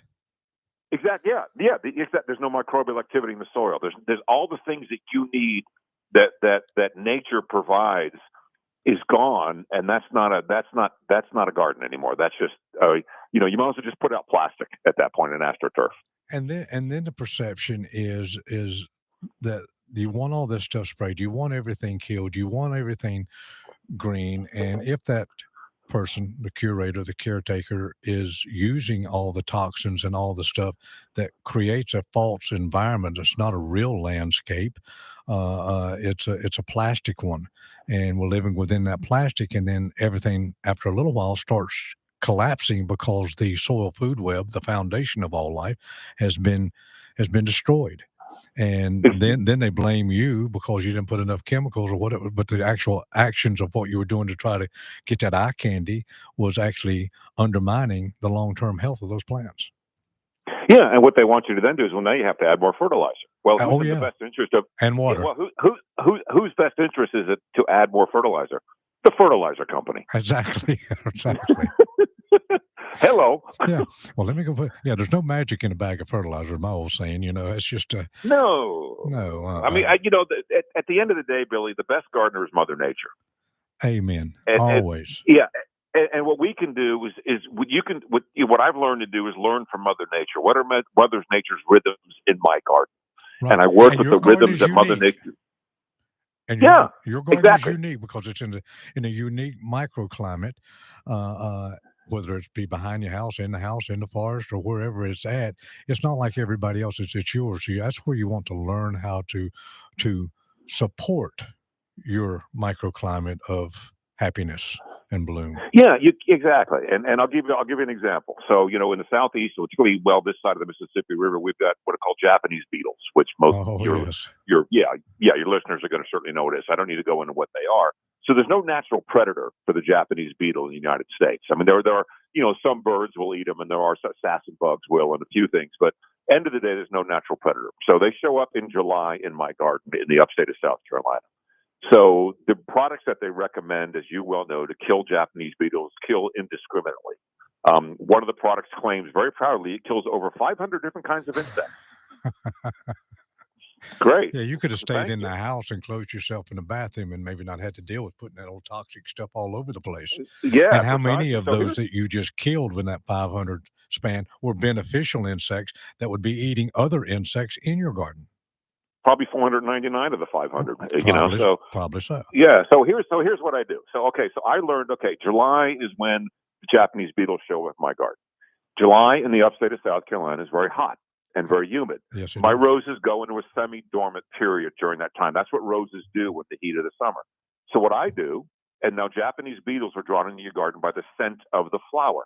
Okay. Right. So I go into my garden. I deadhead all my roses. I trim them all back by about a third. I cut out dead wood. I call it a summer light prune. By doing that, I've now got a chance to clean up my roses and set them up for fall. I've removed what lures the Japanese beetle to the roses in the first place. And what I do have in the summertime are a lot of summer blooming perennials. Right. So I have a summer blooming perennial garden. I've removed what wants the Japanese beetles into my garden to eat my roses. And that's working with the nature's rhythms of what my garden is. Instead of spraying something for the beetles, I'm like, okay, they're going to come. So here's what I'm going to do.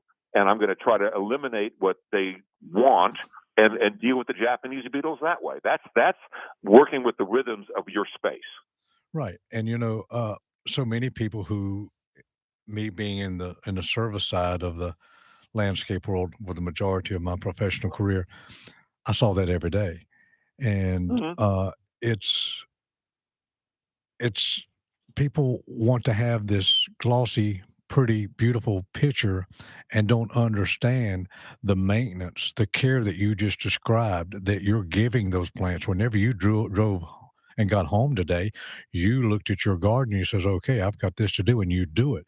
If you hire a maintenance company, they're coming to cut, mow, blow, edge. They're not coming in there to be a gardener who goes around and selectively cleans stuff up. And that's so important in the urban landscape, is to do that cleanup. And that cleanup also should be done into the ornamentals. And it's not. I like Milky Spore, which helps me take out the grubs because they're in the soil eating my root systems of my bushes and my grasses. That's a way that I like to control them. And then whatever else comes in or flies in from next doors are part of that. cut it, clean it, keep it up. Go out there and hand pick them all. Don't be spraying imidacloprid, or which is also known as Merit, or 3-in-1 Rose Care, which is systemic, which is killing everything else that comes on that rose. It's a vicious cycle, I think, that a lot of people just don't quite understand. I agree. I mean, I think the more things you use like that, the more you have to use them. Because, like you said, That's you're exactly undermining right. Because you're undermining the soil web. Right. Yeah, precisely. And another product for Japanese beetles, you mentioned mildew-spore bacteria. They're doing new research the last 4 or 5 years, and I've done this in my garden. I test something before I talk about it. Right. It's BTG. It's Bacillus thuringiensis gallerii. BTG is the specific one that you want, and it's available in a couple of different forms. You can put it in the lawn, like you mentioned, when the grubs are about to appear, which is about May for me. There's a wettable powder. Is it an ingestive? They're eating and it's killing them through that way? Yes, it's an ingestive specifically to Japanese beetles and Japanese beetles grub. There's only like one other grub that it affects. You said BTG? BTG is in George. All right. So the BT, which is the bacillus what we use for worms. Exactly. And so now it's just another strain added with that strain that has a 1-2 effect. Is that what I'm hearing? Precisely. Yes, it does. You can use it. There's a granule you can put down, which will go down into the lawn like milky spore bacteria. Okay. But it's more targeted than milky spores. I like that concept. Is it on the market now? Oh yeah, it's on the market. Yeah, you can get it. Just Google it. There's one called I think called Grubhalt. Right. Is one of the ones. So I used this for 2 years in my garden because I wanted to test it before I talked about it. Correct. And absolutely. So I did the granular in May because the Japanese beetle grubs, in the wintertime they go very, very deep to ground to hibernation. They really do. Then they start and then about May or June they start to come up closer to the soil. That's before they become an adult.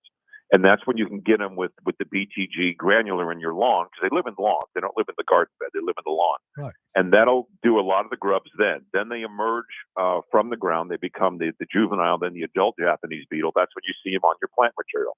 There's a BTG wettable powder. I think it's called Grubhalt or something like that. Wettable powder. And, so that'd be a sprayable. Yeah, exactly. It's a sprayable, but BTG is what you're looking for. That's right. It's a spray. And when I did that, I'd get a little 1-gallon pump sprayer. I sprayed it only where the beetles were. There's no point doing it anywhere else. And I saw the beetles ingest it. They didn't die immediately. They were paralyzed, and then it took about 24 hours.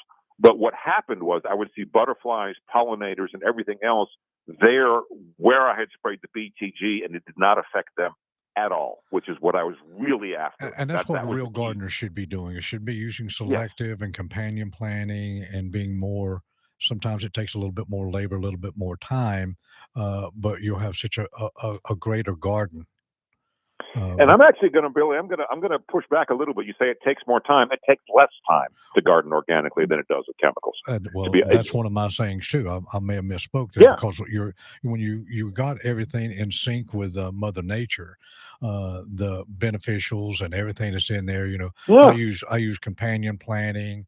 Bingo. I don't spray any chemical around my house at all. If it is, it's something like an Organicide, which is a bee friendly, and I'm going after mites or scale that I might be going after. But yes, it's organics do more. That everybody says organic approach costs more. I say it costs less, and it does more. When I design rose gardens or gardens growing around roses, as I call it, I actually pick perennials almost specifically, first of all, for the ornamental value, for the design principles that you use, contrast of shape, but I also make sure that I've got perennials that draw in beneficial insects. Right. Because I've never used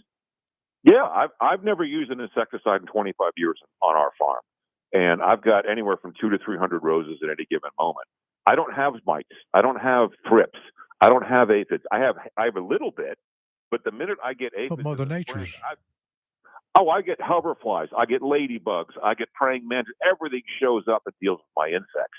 And then the hoverfly, for example, lays its eggs in the spring, and in summertime when the thrips come up, it lays its second generation of eggs in the summertime, and they take care of my thrips.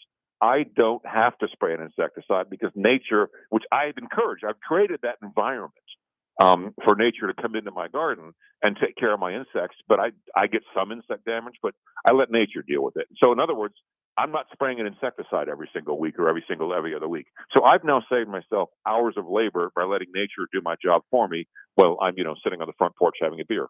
There you go. Well, that sounds a little bit more fun. So, Yeah.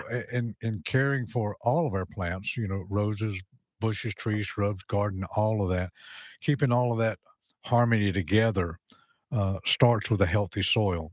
And with a healthy soil, the plant can be more vibrant to head off and or to survive the attack of an outbreak of mites or whatever, while the other beneficials are coming in and trying to have their supper. Exactly. Yeah, it enhances the place of the health. I mean, when I get a call from a client says, I want you to design my garden, design my landscape. Most people say, well, the first thing you say is, let's do some photographs, let's do some sketches, let's do some things like that. First words out of my mouth, fine. Let's do a soil test. We're starting there. Right. Absolutely. Well, talking Yeah. about soil, and let's switch over to rosette disease Yeah.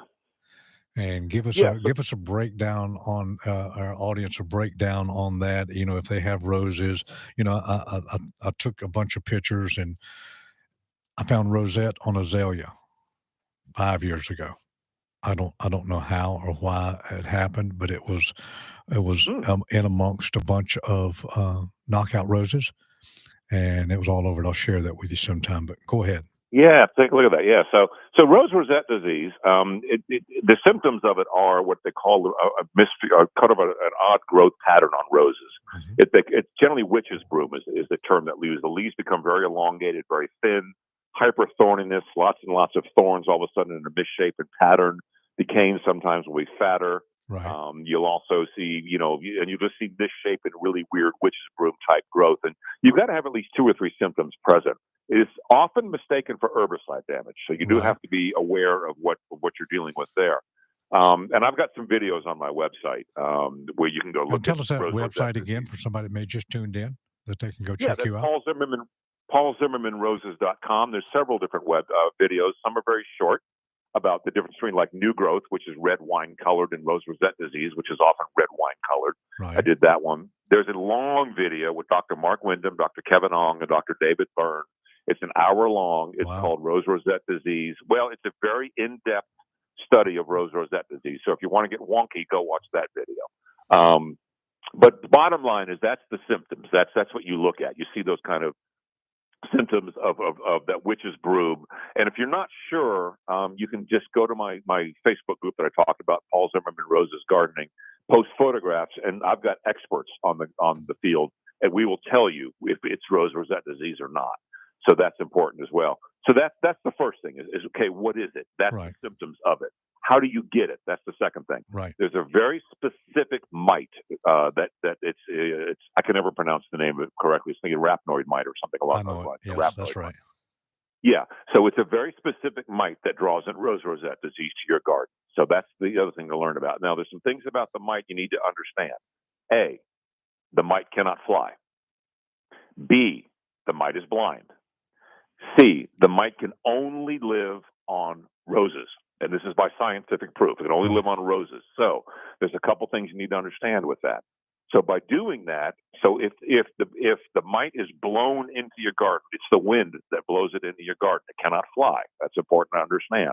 And it can blow like a mile. It's like a dust particle. Think how far dust can go. So the first thing I do if I see rose rosette disease in my garden, I start walking upwind. And I try to see, a lot of times it's the wild multiflora rose, the white flower that Right, we see right. spilling out of trees. That's a vector for rose And in an rosette urban disease. environment, it could be a neighbor, 10 houses up, It could be a neighbor. Exactly. It could be a neighbor 10. It could be a neighbor half a mile away. half a mile away. That has it. So look for that. If it's a neighbor, you have to be gentle and say, look, your roses are infected. Could I help you get some new ones or whatever the case may be? But, educate. So talk about that too, Paul, replanting after you've had that, whenever you get to it. Well, yeah, we can do that. Let me cover a couple more things here real quickly. So the rose, that's how the rose rosette disease gets into your garden. So there's a couple things you can do. Number one, watch your garden. If you see rose rosette disease on a bush in your garden, cover it with a plastic garbage bag, cut it off at the ground, and get it out of there. That's the number one thing. Right. Why a garbage bag? Because you don't want to scatter the mites through the garden as you're leading it out. Right.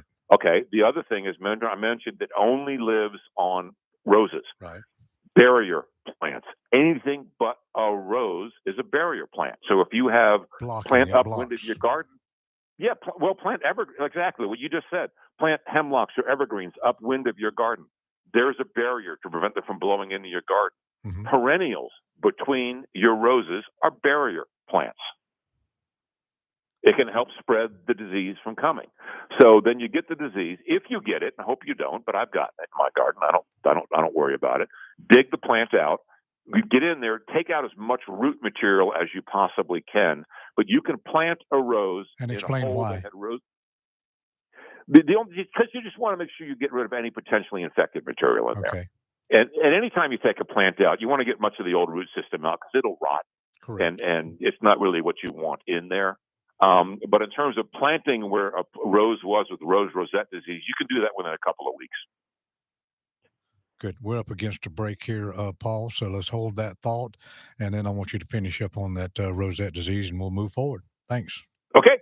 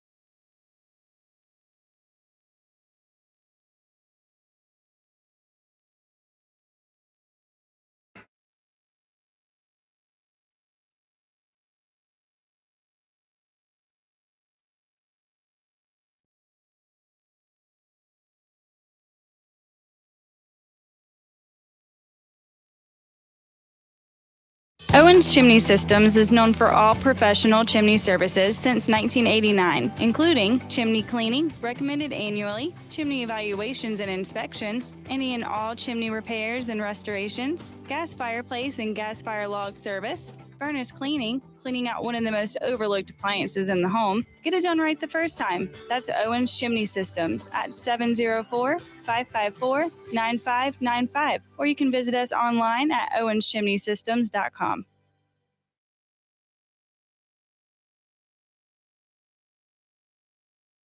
Hi, I'm Sam Otero of AteroMedia.com, and I love empowering my clients and partners to make the most out of today's latest digital media tools. We specialize in building production systems and podcast studios for small to mid-sized churches and local businesses here in Charlotte. Do you need new media production gear? Do you need help learning how to use it? You're in great hands with our family business, Atero Media of Charlotte. That's ETTARO Media.com.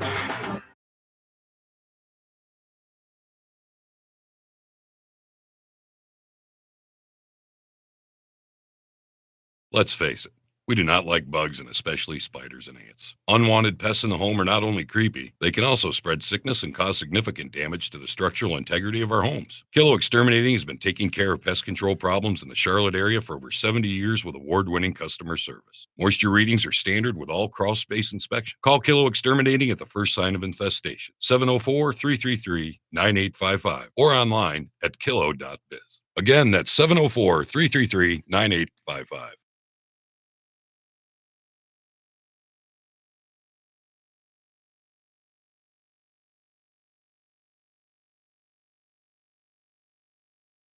Professionals, our objective is to help educate, offer guidance, and provide assistance. With over 200 years of combined experience, our family of experts are ready to help protect and repair your largest investments. If you have a problem, we have a solution. Call 877-883-4626 or online, CarolinaFoundationSolutions.com. Steve Helms here with the Al Metal Driving Corporation. The Al Metal Driving Corporation is a full-service driving company. Regardless of the problem, we can handle it. Does your clothes dryer take longer than 45 to 50 minutes to dry a load? If so, you need your dryer vent cleaned or checked. The clothes dryer is the most inefficient appliance in the house and should never take longer than 45 to 50 minutes. Call Al Metal Dryer Vent today at 704-846-8368 or online at almetaldryervent.com. That's 704-846-VENT. Have you cleaned your dryer vent lately? Have a comment or question for the show? Call us 704-227-8986. That's 704-227-8986. Now, back to the show.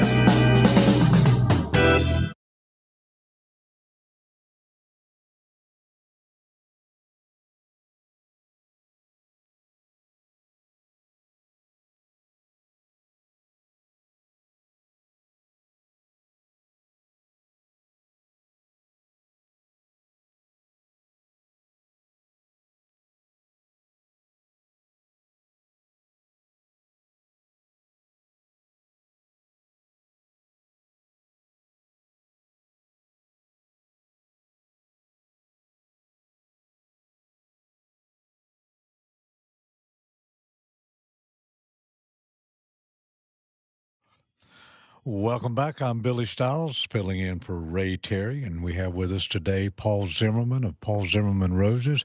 Hey, Paul, we're back. And good to back to be here as well. All right. Can you hear us clearly? I can hear you good. Good, good. All right. We were talking about rosette disease for those just now tuning in, and take it away, Paul. Yeah. So again, just to recap real quickly, Billy, look for that witch's broom, odd, weird, strange growth. If you're not sure, Google it. You can compare what you've got to photographs online, or go to my Facebook page, Paul Zimmerman Roses Consulting, or Paul Zimmerman Roses Gardening on Facebook, or my website, paulzimmermanroses.com. There's videos. But the biggest thing I wanted to take away, if you get rose rosette disease, don't panic, don't freak out. Get rid of the rose. See if you can find the source by going upwind to see if there's other infected plants. Put some barrier plants in your garden because the mite can only live on roses. And, I've lost more roses to winter freeze than I've ever lost to rose rosette, right? So I don't sweat it. So the biggest thing is don't panic and don't believe all the alarming literature out there about it. But you do want to make sure that you are taking that out with care and not, thrashing the roses around and throwing it in the back of your open truck and heading down the street to a new location or to a new dump. That's why you suggested, and I suggested we put a bag over it. Yeah, precisely, Billy. Exactly. Yeah, because the mite is an airborne mite, and if you cut the branches out and shake and pull them out of your garden, then all of a sudden you've cast that mite into the air where it can land on other roses. So if you just carefully cut it and put it in a bag, or a lot of people say just slip a bag over the plant, get one of those big contractor bags. That's what we do. And that way, exactly, and that's exactly. That's the best practice in order to get that plant out of your garden as quickly as possible. And then burn your clothes, go take a shower, and then take the rest of the day off. Yeah, precisely. Yeah, exactly. Because it's exhausting. Right. Don't stand upwind of any new roses that day. No, exactly. And also the last thing too is if you, because you're cutting, go ahead and, just because it's good practice anyway, go ahead and get some Clorox or some bleach or something and clean all the tools that you use. Thank you, because that is important in all of our gardening. Yes, is keeping your tools clean, and explain why that is important, Paul. Yeah, you want to keep them clean. Well, first of all, just it's pride in owning the tool for me, but you want to keep them clean, because if you get to an infected plant, that something could be spread from sap or something like that, and you make contact with another plant with that infection or that thing on your tool that doesn't have it, then you could potentially infect that plant. So you want to go ahead and particularly if you're working on a plant that has a disease like rose rosette disease, for example, you want to go ahead and just sanitize the tool. And you can have just a bucket of water with bleach in it, and just dip the thing in there and keep it in there for 15, 20 seconds. That'll disinfect it, wipe it down, and move on. Or even get some sanitizing wipes, to make it easy on yourself. I love seeing someone who has their clippers. I'll carry mine in my little side thing, and you pull them out, and they look clean. Even though they may be a little old and tattered around the edges, they're clean. And then I'll see people who will bring their clippers out. It's got rust all over them. Oh, I know. They're dirty, and they got WD-40 sprayed on them so that they'll open and close again for them while they're trimming their what flowers or whatever they may be trimming with them. And it's just it's a big mistake in not having good clean tools when working. Yeah, and the other thing I would say with tools like clippers in particular, or secateurs, invest in a good pair. Oh, If yes. you go look, mine are Felco with a rotating handle. The And anti what do you call it? Carpal tunnel. carpal tunnel syndrome. Right. Yeah, and so yes, are they more expensive than other brands, which are also good? I'm not knocking one brand over the other. But Felcos are a bit on the higher side. On the other side of the coin, so as much rose work as I've done over the years in my life, my Felcos are close to 30 years old. I was just getting ready to say mine are old too because they last. And if you're buying a Oh, cheap yeah. brand, you may go through enough to have bought 2 or 3 of the good ones just because you were Yeah. trying to save money each time. If you're going to be a gardener, you're going to maintain it, have a good tool to do it with, and Precisely, care for sharpen them. your And then blade. put a chain or a rope on them so you don't lose them and leave them in the bed Yeah, somewhere. exactly. Yeah, and sharpen the blades, clean them. The nice thing about Felco and other good brands is you can replace the blades if you need to Absolutely. and replace. It's not that big a deal, and that's a great winter gardening chore. Get all your tools into your garage or your wood shop or wherever it is you keep all this stuff, and spend a little time cleaning your tools in the wintertime. Sharpen the new blades. If the blade is completely worn out, replace it. It's not hard to do. Yeah, I think some people have put your stuff up in storage, and some people take their storage facility and turn it into an antique car rehab place, and then go riding all over the country in their new car. Do you know anybody? Yeah, I like don't know who that was. No, I don't know anybody like that. I think I know who that is. I Yeah, don't know anybody like that. yeah. So some of the exciting things that you do that I really like, and I think it's just a wonderful thing, is you do tours. I do. I lead garden tours. Talk to us about that. Yeah, so they're obviously rose centric, centered on roses, but we try to include culture as well. I've done garden tours in England. I've done them in France. I did. Then I worked with a friend of mine, dear friend of mine out of England named Michael Marriott, who was with David Austin Roses for eons. And he retired. So he and I did Australia and New Zealand 2 years ago. And then Michael and I in February of 26, which is upcoming, have a very exciting tour. We're doing 12 days in India. So how does this work? How somebody who's listening who would love to go on a tour, especially to a destination like that, how do they go about that? Is there updates that you have on your website about it, and how do they go about connecting with you? Yeah, so my website, paulzimmermanroses.com, that's the place to go to. On the front page, there's a thing that talks about the tours. Then you can click a link, and then there's another page. And that has a link to the company that's putting the tour on, which is Botanica. So I want people to understand this isn't Michael and I trying to figure all this stuff out. Right. We partnered for India, it's Botanica Tours out of Australia. They've done this for decades. They know India extremely well. They arrange the hotels. They arrange the gardens we're going to go to. We're doing an Indian cooking class to really immerse ourselves in the culture. Did you say cooking? Cooking. Yeah, cooking. Oh, class. that's going to be exciting. Yeah, well, we want to do some cultural aspects as well. We're going to go to the Taj Mahal. So we're going to do a lot of things. But India's got an amazing rose culture. But there's it's a private motor coach. So what Botanica does is you go there, you book the tour with them, and I'll certainly help people who need to get booked and things along those lines. You fly to New Delhi. That's the beginning of the tour. You're met by a private car. You're taken to your hotel. And then basically you do whatever the tour is involved with, private motor coach, everything's arranged, sorted meals, everything's dealt with. And then we end up back in New Delhi at the end of the day. A private car takes you back to the airport. You get on your plane, you go home. Wow. So we've tried to take all the guesswork out of going on a journey like this. And the tour is no more than 25 people. These are small tours on purpose because Michael and I want to make sure we have plenty of time with everybody to talk about things and answer questions. And that's where the motor coach is a lot of fun. The bus tour, the bus part of the travel part, because it's just us. It's our own bus. So it's And a so we spend gardening an and awful lot of cultural time. adventure. Exactly. It's a gardening and cultural adventure, and meals, hotel. I think we've got 3 flights within the country. Wow. All of that's included. But if you go to my website, it'll link you to Botanica's website where the tour is. You'll see all the details, how to sign up and register. If you're not sure about it, you can contact me via email, which is paul@paulzimmermanroses.com. I'm happy to walk you through getting signed up. But we'd love to have folks join us. We have a lot of fun on these things. We have so much fun. Do you have so the people who you say you cut it off at 25? So Yep. so for anyone who's listening who has an interest needs to go ahead and start engaging and trying to find out and get their position if they're wanting one. Will those fill up pretty quick? Yeah, it does. For February 2026, I mean, that's not that far away. And you also Right. want to make sure you get booked ahead of time. You get your air, you're responsible for your own airfare to the beginning of the tour origin, which is in New Delhi, India. So you want to get your airfare booked plenty of times so you can get some bargains or use your frequent flyer miles or however you wish to get there. That's the reason why we don't worry about, trying to arrange airfare from the United States or something like that, because everybody has different ways they want to travel. Well, around the world with Paul Zimmerman and the World of Roses is Yeah. an exciting thing.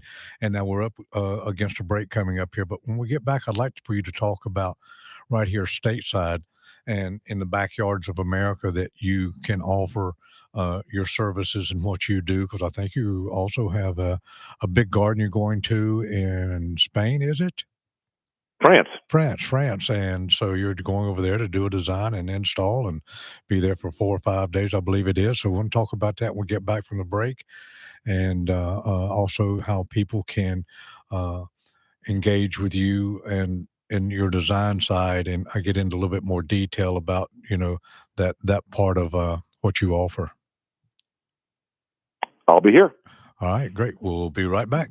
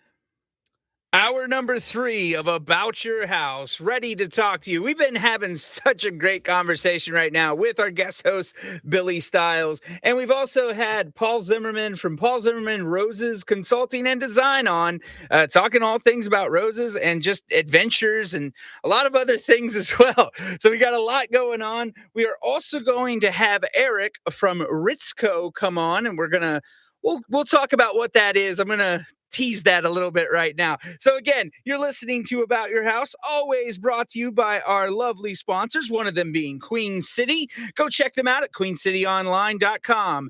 New name, same great service. And also brought to you by Put Tools in Schools, connecting students to the tools of the trades and raising awareness of the many career pathways. Go check that out as well at puttoolsinschools.org. Now, let's get back to the show with Billy Stiles.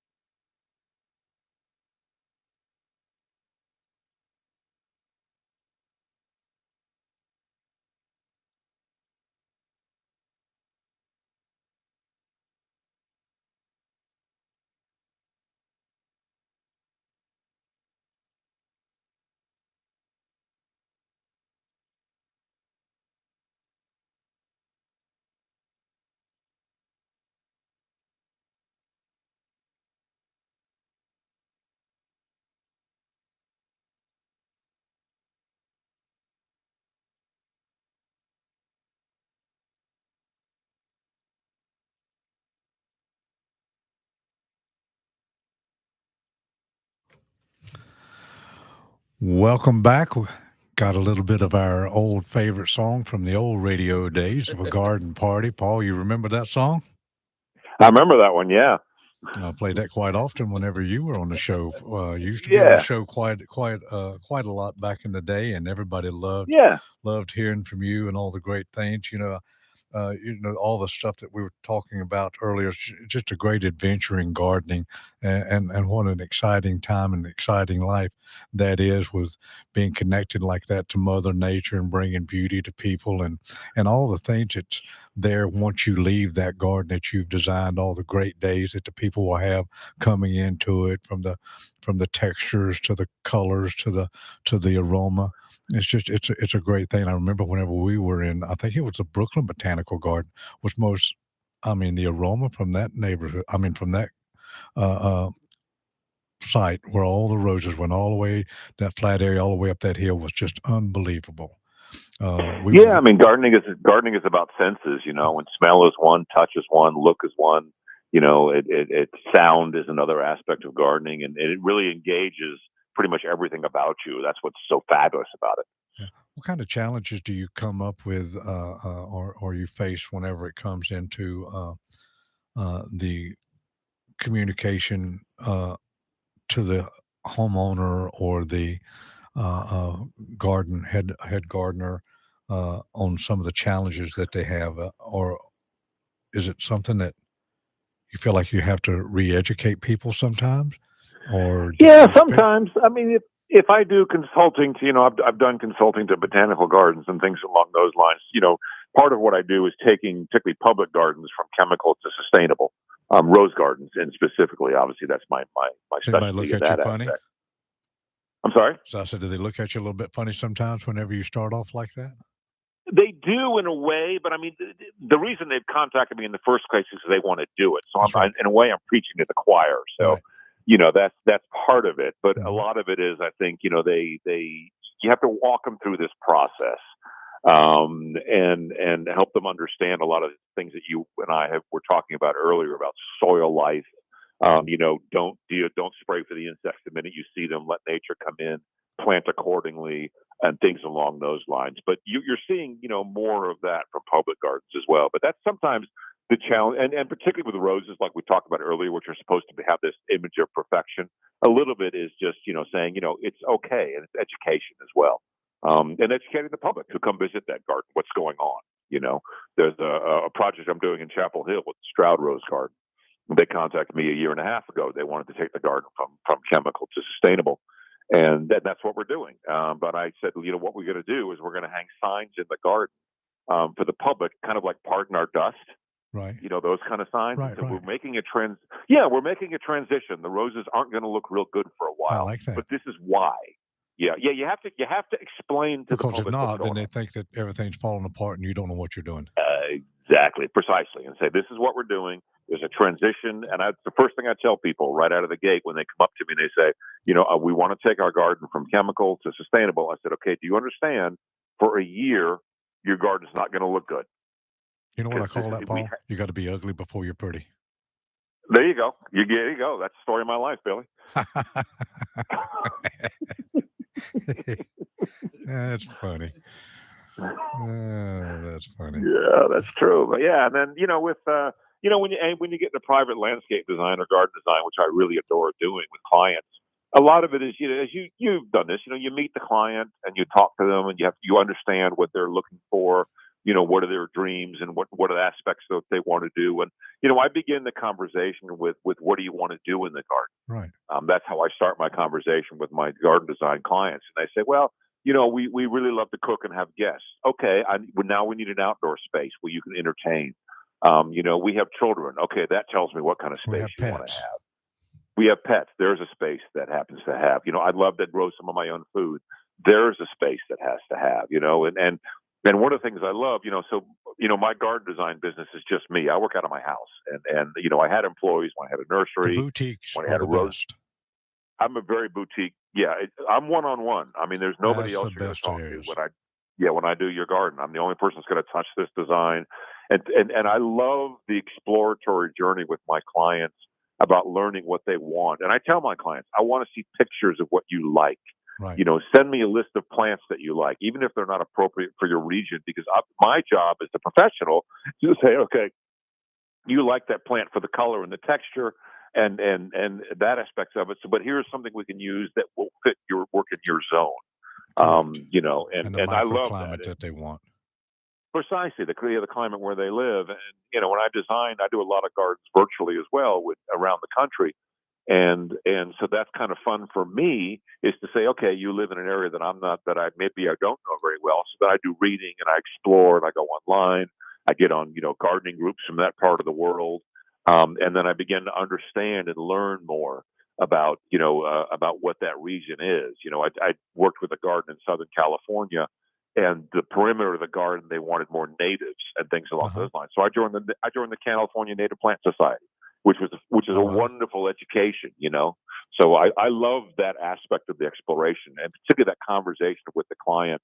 And then when they start to see what they sort of have a sort of a kind of a idea of what they want, and then I put it in my software. I begin to do the design. Then I walk them through the design. This is what we're doing, and you can sort of see all of a sudden the joy on their face of what they. This is, oh my gosh, this is what I wanted, but I didn't know how to get there. That's very important. That's always the key thing. And I see so many people in the landscape industry not going through those different types of protocol as in depth as they should, as well as understanding and putting stuff in. We got a saying: we don't put plants in just for money. If you're wanting to put plants in that are not conducive for a microclimate and are not right for the area, we just won't put, and you're steadfast on putting them in, we will defer you to someone else because we won't do it. Because then I'm the we're same just way. making money. Yeah, if someone says, I want to put something in, I said that won't live in your area. I mean, I love lavender, for example. I can't grow lavender. High and dry. It's got to be high and dry. Yeah, high and dry. Yeah, and people say, I really love. I'm sorry, it's going to die. I love. Okay, well, you know what? There's a dwarf Russian sage Perovska, which has the same texture, color, and feel of lavender, which does thrive in our climate. So that's part of that aspect of it. And there's different. I mean, designers are all different things. There's a different goal in mind if you're doing a mass design or something like that. But I love what the British call it bespoke, which is unique, what's that very word much again? tailored. Bespoke, BESPOKE. It's a very uniquely tailored garden to that very, very specific client. And that's what I like, and that's what I love doing. I love meeting with my clients and saying, this is what I'm looking for, and then every garden is very unique to my client, and that's I love that part of the process. It's their own personality shining. And what you just said, Billy, is so important. It's their personality, not my personality. Not yours, right? And it's not. Yeah, That's not exactly about one me. of the things about designing. It's not about you. It's about them, No. and it's also very much about that microclimate and the ability for success long term. Precisely, yeah, and that's why you do things like the soil tests, and you understand their climate. You get to learn about their climate. If you visit, that's one thing. If you can't visit, you get on, weather reports. What are your lows? What are your highs? What are your rainfall seasons? What am I dealing with in this space? And that's an important part of designing that garden. Right, and now when you're dealing and putting flowers and stuff like that in there, there's a maintenance factor of it. That person also has to be able to. Mm-hmm. I just went through this with someone a while back, and we want everything pretty, but we don't do no deadheading. We can't come out here and do any cleanup or anything like that. But our landscape won't either. So you basically want all of this gorgeous stuff, but without any gardener attending to it. Then you have to get your expectations in line with the reality of how it's going to look going forward if you're not caring for it in that manner. Yeah, you have to. I mean, you can certainly design a garden that makes more regular care, but you can also design a garden that, okay, and I tell my clients, 3 or 4 times a year, you or an experienced crew, with the keyword being an experienced crew, Right. is going to have to get in there and do some experience work. I can guide you through it. I can write your protocols for you, which I often do. Right. I write protocols of what to do. But, for roses, for example, you just talked about, I don't really like deadheading. Well, some roses will drop their flowers on their own. They're called self-cleaning. So that tells me something right there that I need to select. I don't want to do a lot of fussy little maintenance. Okay, now my perennials are going to be in large drifts, which are easier to deal with than more individualistic aspects of it. So that's part of that discovery process and learning with the clients what works. And in that maintenance process, the old famous word that Paul rings out loud and clear is bud eye. Yes. Talk the about the outward direction, facing bud eye. changing the direction of a plant. Talk about that, would you? Yeah. So with any plant, and if you go to roses, any kind of woody ornamental, basically, there's eyes where the new branches pop out. And if you cut above an eye, that will force that eye to put out a new branch. And if you look in the direction the eye is facing, the new branch is going to grow in the direction the eye is facing. So what don't does do that it right mean? over the sidewalk. Turn it the other Yeah, way. don't do exactly.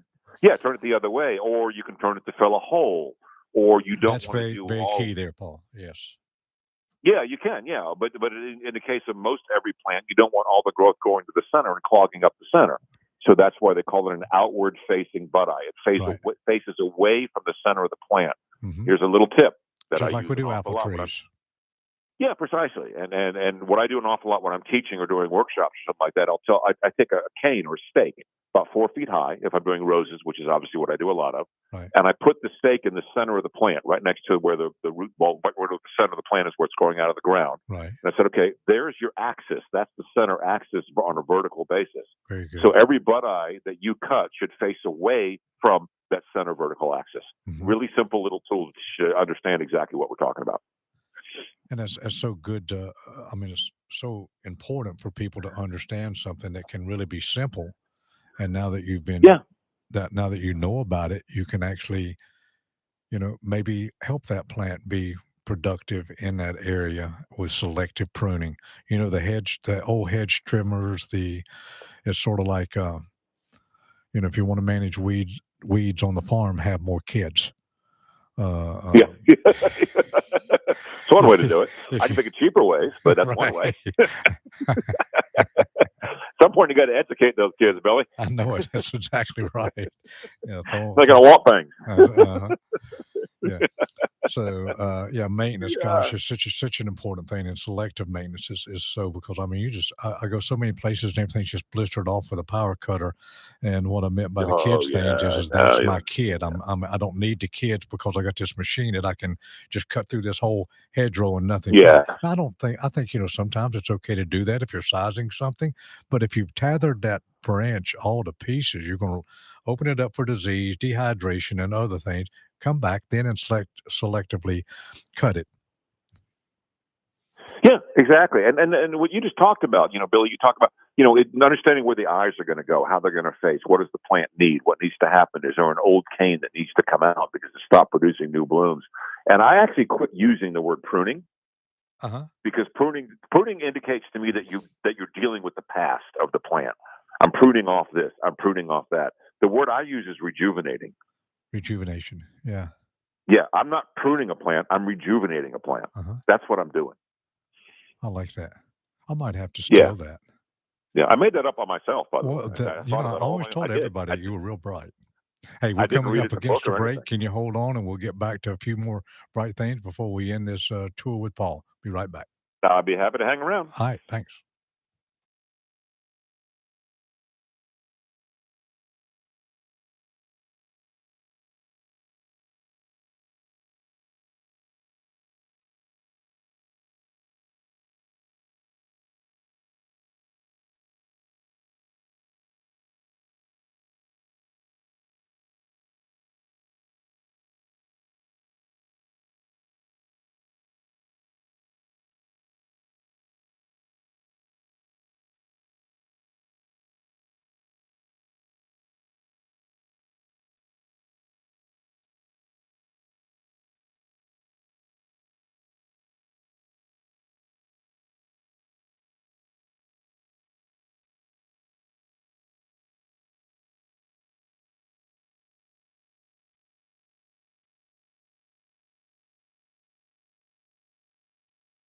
Go to our Facebook page, About Your House Radio.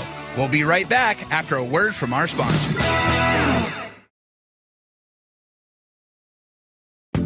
John DeLand here for Crowntown Cannabis. We at Crowntown Cannabis care about you and your health. All of our products, from edibles to topical creams, are all third-party tested for purity and quality. 4 locations, open 7 days a week to help you with any concerns you may have. Monday through Saturday, 10 a.m. to 7 p.m. Sundays, 11 a.m. to 6 p.m. You can call us at 704-412-7121 or online at crowntowncannabis.com.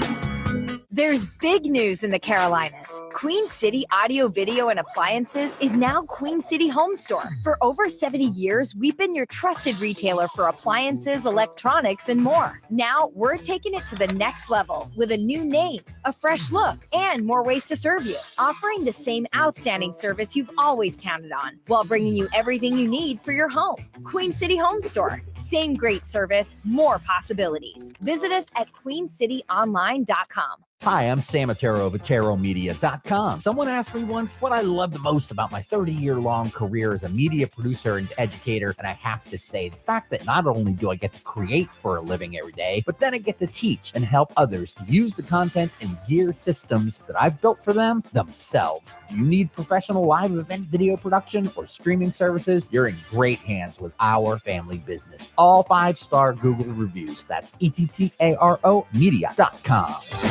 For all the do-it-yourselfers out there, when it comes to pest control, it is important to remember that while pest control may seem simple and straightforward, there are many intricacies and nuances to the process that help ensure it's done properly. So as with most things in life, if you're going to do it, might as well do it right. Call Kilo Exterminating Company today. They're glad to help. That's 704-333-9855. That's Kilo Exterminating and Pest Control at 704-333-9855. Or online at kilo.biz. Mike Libretto here, owner of Libretto's Pizzeria and Spinello's Pizza. I opened my first pizzeria in New York City in 2004. Not long after that, I took my passion to Charlotte, North Carolina, serving up a taste of New York City with great pizzas and authentic Italian cuisine. Come in, relax, and enjoy Libretto's Pizzeria, located off Johnson Road in the Ballantyne area. Libretto's is also home of the famous Spinello's Pizza, a 10-inch infused frozen pizza, offered in both pepperoni and plain cheese. Visit SpinellosPizza.com for more information, to find a retailer near you, or just to order for pickup at the restaurant. Libretto's Pizzeria is open 7 days a week, a great place to relax, dine in, take out, delivery, or for catering. Visit us online at Libretto'sPizzeria.com. Call us at 704-714-1442 for the best in New York pizza and Italian cuisine. That's Libretto's Pizzeria. Stop in and become part of the family. Have a comment or question for the show? Call us 704-227-8986. That's 704-227-8986. Now, back to the show.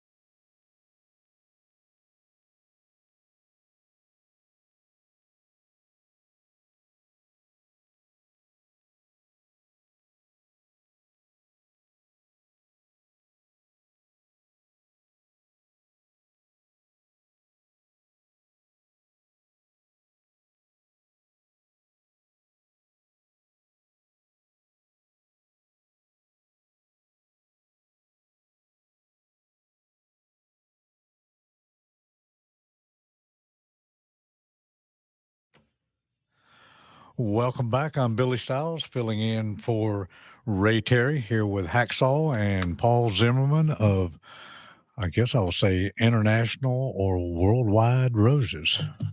That's close, ain't it, Paul? Okay, I'll go with that. Yeah. Well, you can't travel around the world and not Yeah. have a little bit of worldly rose about you. What is your favorite rose? Oh my gosh, Billy, That's a wild question. I know there's so many. Yeah, boy, you threw that. You saved that one for the end on purpose, didn't you? I did. I really did. Yeah, that's it's. I'll tell you what, it's the one I just walked by and smelled. Yeah, I would agree with that. And so it's about, like, for me, it's just about every one of them, and some of them are even a little bit more favorite with a more aroma in them. But I just love the petals. I just like every part of them. I like that. I mean, well, when you think about roses, I mean, you've got this wonderful flower that blooms in every color but blue. You've got roses that, get a foot, 2 foot high. You've got roses that go 30 foot up a tree. Most of them bloom all season long.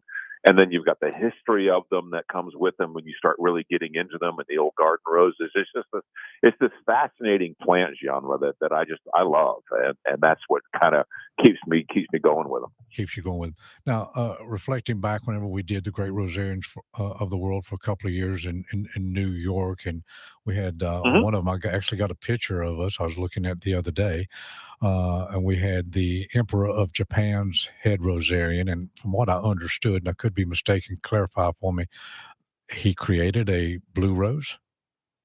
Yeah, they've done in Japan. They've been working on this for a while, and it's done through genetic manipulation. Gene modification. And there's that's a different conversation. But the pigment for blue, which is the delphinium gene, is not in roses naturally. That's why the mauve roses or the bluish roses that you see are actually various hues of red, believe it or not. Wow. So there's no such thing as a true blue rose. They've tried to do it through genetic modification. My feeling is if nature wanted a blue rose, nature would have created one. Wow. Leave it alone. Leave it alone. Leave it alone. Hey, have you talked with Richard Bills? No, it's been a while since we've had contact, so I'm not sure what he's up to these days. Is he still doing Roses for the Royalty? I know he was doing Queen Elizabeth. Well, Peterbilt's Roses has new ownership, so Richard's no longer with them. Actually. Oh, really? Well, yeah. He's moved on to other things, but they introduced a new rose at Chelsea Flower Show this year. Peterbilt's Roses. I've spoken with the new ownership. They're lovely, lovely people. The company's in good caretaking. They bought the whole place. Yeah, they bought the whole business. Yeah, they own the entire business now. Very nice couple. And they just won Peterbilt's Roses. Now on with the new ownership, just won their 30th gold medal at the Chelsea Flower Show. At the Chelsea Flower Show, man, I wish I would have been there. That was just some kind of show, was it not? I really something. Enjoyed that. How long was we there? 9 days or something like that? 9 or 10 days? Something like that. Yeah, about a week or something like that. Yeah, it was fun. Yeah. I came back with an accent. Yes, you did. Yeah, I mean, when you add hillbilly and English, I mean, it was quite interesting. but that was a great time. We got to tour around and see a lot of things, do a lot of things, and it was just a lot of fun there at the Chelsea Flower Show. It was fun. Yeah, if you got the chance to go to the Chelsea Flower Show, oh my gosh, go. Yeah. Is there any big ones coming up or anything here in the U.S. that people would have an interest in the world of gardening as it relates? Yeah, I mean, we don't have a Chelsea Flower Show equivalent in the United States. The country's too big, quite honestly. One show that I've done in the past where I spoke at the Philadelphia Flower Show is quite lovely. There's another one in Seattle, the Northwest Flower and Garden Show, which I've spoken there a couple times. Another excellent show. So there's more individual shows in various regions of the country because the United States is too big for one central flower show. So what's going on with the American Rose Society? Is Pat she's no longer involved in it, is she? Or is she? No, Pat Shanley's involved with it. She's a former past president. Correct. It's every 3 years it turns over. So there's, it's still active, and it's rose.org, I think is the website for them. Just Google American Rose Society.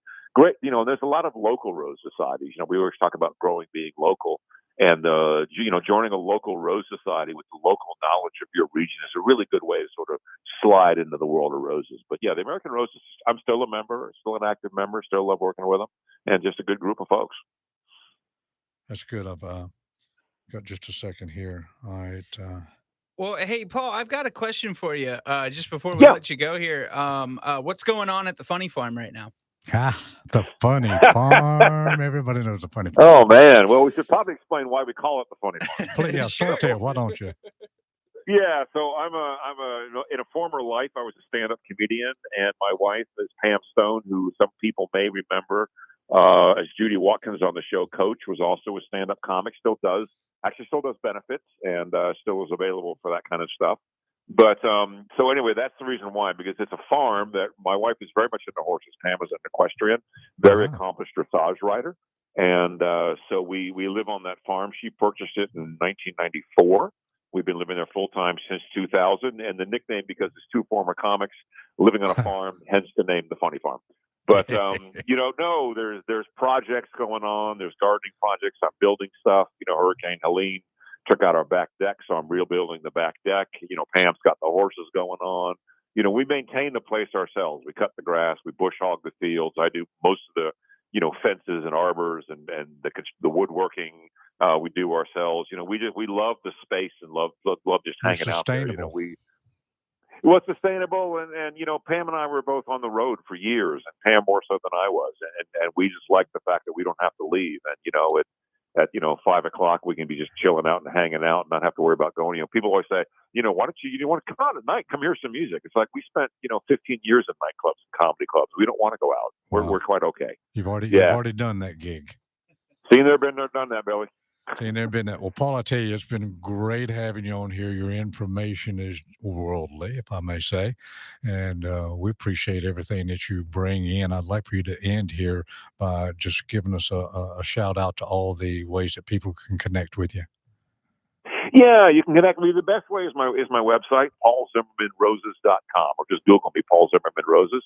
The email, which is paul@paulzimmermanroses.com. That's a great way to get a hold of me. Facebook group page, Paul Zimmerman Roses Gardening. And those are really the best ways to get a hold of me. And love to meet people, talk to people, whatever project you got on your hand. And Billy, I would just echo, it's always, always, always fun to get on the air with you and just chat about gardening and our philosophy. That's right. And it's a great one. I look forward to talking to you soon, Paul. And thanks a bunch.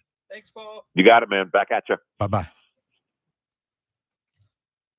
Oh, it was fun. All right. Fun. Paul's a character, they were stand-up comedy and doing all the things that they did in their life. And she was on, I think it was. She was on The Link. Coach. And she did a radio show on The Link here in Charlotte. Yes, and she only did weekends. Yeah, I remember that. So, and she on the TV show she was Coach. Yeah, she was. That's where I know her Woody from. Harrelson and everybody else was born there, just about. All right, so we've got another call coming in here, we do believe, and another guest we want to have on this morning, talk about science a little bit from a friend and associate in the business world, and I think we're going to welcome him right now. Eric, is that you? What's going on, Billy? How are you? We're doing well. Have you been watching the show this morning, or you've been working? I have been working at the lab, but I have been listening to bits and pieces. So Good. You've been doing a great job. Your voice sounds amazing. Well, thank you very much. You can send me a coupon so I can go get something to eat. So Paul's a longtime friend. Me and him traveled to Europe and around other places and built more in places, doing all kinds of stuff for people who love plants, and that's a whole lot of people. And I had a good conversation with him today, and now look forward to switching over and going into and talking, because knowing Eric, he loves rain. He loves rain, right? Eric? That's a private joke, folks. We always talk about rain. Well, I don't care if it rains or not. And I said, well, wait a minute. We're gardeners. We care. And then his partner, Keith, he starts mentioning and talking about rain to Eric. So we pick on Eric a little bit about rain. It's going to be a rainy week coming up, Eric. Yeah, the people around me give me weather updates all day long, so I know when it's going to rain at all times. Even if you don't care. Even if I don't care. All right. So what I'd like for you to do, if you don't mind, we're going to have you talk about the power of science, the benefits of what you do as it relates to the hemp and cannabis world and beyond. And if you wish, go ahead and introduce your company, and then and why did you get started doing what you do? Sure. So the company name is Ritzko, named after my last name. Again, my name is Eric Ritzko. And can I spell that for everybody? HRITSKO. Yeah, you did great. Most people switch the S and the T, so great job, Billy. Right. And if you look online here, if you're watching us on the podcast, we have one of Eric's famous roll-ons, and I do mean famous because when people use this, they want nothing else. I mean, they'll travel far just to get their hands on the roll-on cream, and I've got it sitting up here beside my hat. And we actually looked at the camera and made sure it was pointing the right way, right, Axel? Yeah. We did. Yeah. So we're advertising for you. Go ahead. Excellent. Well, I appreciate that, Billy. So we are a biotech company, and we specialize in drug delivery systems for lipophilic actives. And what lipophilic actives are is essentially oil-based actives. So oil-based active ingredients, which is cannabinoids in cannabis and hemp, as well as terpenes, as well as vitamin A, E, D, K, curcumin, CoQ10, a lot of different plant-based actives are not very bioavailable in the body. So we specialize in drug delivery. Well, because essentially because oil and water don't mix, and the majority of your body is water, and the majority of your digestive tract is lined in water. So you can kind of do a simple experiment at home by dumping some olive oil into a glass of water, and the oil does not solubilize; it just sits on the top. And again, the reason why is because oil and water does not mix. So when you digest oil-based compounds, your body has to go through several processes to be able to encapsulate those so that it can be absorbed through the digestive tract in the intestinal lining. Because you have to somehow get that oil to pass through the water layer in the digestive tract. Right. And so that's what we specialize in. Most of our delivery systems mimic the body's natural process. The main delivery system that we design a lot of our products around is a micelle delivery system. And a micelle is what the body would form when ingesting a lipophilic or oil-based active. The problem is that your body is very ineffective at forming micelles. And as you get older and or more metabolically dysfunctional, your body gets even worse. And so what we can do is, in the case of the micelle delivery system, is we can form those micelles in the lab so that when you ingest those products, your body thinks, oh, I've already gone through this process, and it can absorb it immediately. Well, not necessarily immediately, but rapidly, and can absorb the majority of the active ingredient instead of wasting most of it, which is what would happen if it was forming a micelle on its own. That's exciting stuff. I'm always intrigued about the science of what you do, and y'all got started in this because you have experience in this field. Whenever you first started this business, what drove you Sure. to? So I can give you an idea on what drove me to start these businesses. Back in 2019, I wanted to develop a better approach to medicine.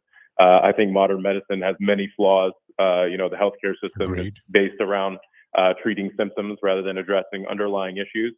And so when I wanted to address that problem, I realized that I needed to develop a closed loop system in a way that we can control everything from the raw ingredients to the end consumer. And so within that system, I identified the need for two different businesses, one that can make the medicine and one that can treat the patient.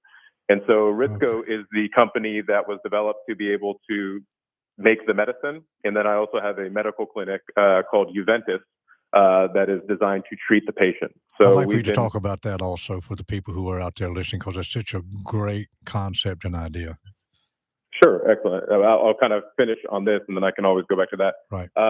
And so So we've been slowly executing on that. Originally, if we want our end goal to be able to make medicine, especially pharmaceuticals, again, that treat underlying issues rather than addressing symptoms, then we had to start somewhere. And the starting point originally was thought that we could pursue marijuana licenses when they came to North or South Carolina and focus on medicinal marijuana. And that would be kind of the fastest pathway to becoming a company that makes a medication that needs to be prescribed by a physician. Mm-hmm. One of the things we quickly identified was how poorly bioavailable, which goes back to what we were originally talking about, cannabinoids are and terpenes are in the body. And so I started learning more about drug delivery systems and how you can formulate poorly bioavailable actives in the body to maximize absorption and target specific parts of the body. So back in April of 2024, we acquired a research organization that was called NextGen Sciences based out of Illinois. And that really transformed us into a biotech company. And we have a team of scientists and particle engineers that came down to join the company. And now we've really transformed from cannabis and hemp to focusing on these delivery systems. And I believe in the long term, that will be the faster path to getting towards the to continue making the medication. So now our team has a lot of experience in the pharmaceutical industry, nutraceuticals, as well as cannabis, hemp, and nutrition. So all exciting stuff, and especially the science part of it. Absolutely. Yeah. And I could touch on the clinic real quick. So Sure. Juventus is a health optimization clinic. When my partners, Dr. Forgash, both of us grew up in the Charlotte area. We really wanted to develop a proper approach to medicine. And one of the things we obviously immediately identified is that medicine is based around treating symptoms rather than addressing underlying systems. And even furthermore, the healthcare system is designed around billing. And so the doctors don't actually have as much control as you would think. A lot of the control lies within the insurance companies on what they will approve for patients. So the first thing we did was eliminate insurance. A lot of people would be surprised how inexpensive healthcare is once you get insurance out of the equation. And the other side of it was we were really focusing on optimizing our patients' health so that we can either address underlying issues or prevent them from ever occurring in the first place. Again, these two companies work very synergistically with each other and will continue to do so as we progress into the future. So someone who would have an interest in joining or becoming part of your clinic to be able to have their family or their individual self, how do they go about contacting y'all's group and or getting involved in that? Absolutely. So the first thing is that our clinic is all telemedicine based. So your meetings with the physician are done virtually. Any prescriptions or medication that you would get is delivered directly to your door. So it's all telemedicine based. Our medical licenses are in North and South Carolina, and the website is Juventus MD, and that is spelled JUVENTASMD.com. You can go on the website and put in an inquiry or sign up for one of our memberships. The membership based. We don't mark up any medication or any forms of treatment. That was another aspect of the clinic where we wanted to make sure that clinics and doctors do not profit from patient treatment, which again is one of the problems in the healthcare industry. It's more expensive to unfortunately keep a patient sick or leaving those underlying issues because you have someone that's buying medication or getting treatment for life. And so we believe that doctors and the businesses, the clinics themselves, should not be profiting off of patient care. So it's a membership base. That's the only place where any profits are taken from is you pay a membership and you get access to everything else that costs. So Eric, one more time, I want you to spell that one more time. And there's a website that they go to start getting into the system. Could you repeat that so they could make sure everybody heard that or copied it down correctly? Yes, absolutely. So it's spelled JUVENTASMD.com.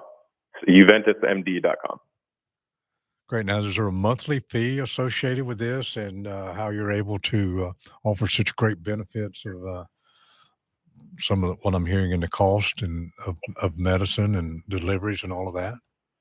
Yes, absolutely. So we have 3 different membership tiers. Our main membership tier is Total Optimization, and what that means is essentially we are going to collect a lot of different data points on the patient. So we do that through blood work, remote patient monitoring, monitoring exercise, diet. We'll give you continuous glucose monitors so that you can match up what your glucose responses are to different foods. You'll get a sleep study. You get 2 physical therapy appointments to address any muscular imbalances or tightness or injuries that you may have. And that tier is $299 a month. And then you get all of those things that I just described are included. Keep in mind, this is a physician-led program, so you meet with your physician quarterly and you get unlimited access to the physician, direct access. And then anything else that you want outside of that comes at cost. And again, people would be very surprised at how inexpensive healthcare is when you remove insurance out of the equation. I like so if that. you want to That's get exciting. Yeah, absolutely. So if you want to get certain blood work or anything or medications, you can get them for what the actual cost is rather than what the marked up insurance cost is. And then we also have 2 more tiers, hormone optimization and weight optimization, where we just focus on those individual issues. And those are $149 a month. Wow. All very affordable if you're looking at your overall insurance package, which has so many other deductibles and other things. And if I wake up and I'm sick and I want to contact a doctor, I can go online and speak to someone. Yeah, I mean, we'll help people if they're having an acute issue like a sickness or something like that. But we're not really operating as your primary care doctor. That would be more something that you would address through a primary care doctor. Our doctors are specialists in health optimization. So it's just a little more difficult to treat a sickness via telemedicine. It's probably better if you go see your doctor in person and you have them do a full physical evaluation. Right. I get it. Well, we're up against a break. You want to hold for a moment, and then we'll get you to come back in for a moment before we take our next call. And I want to ask a few more questions, maybe a couple, 2 or 3 minutes. You got that time? Yeah, absolutely. Sounds All right, great. so hold on till after the break. We'll be right back.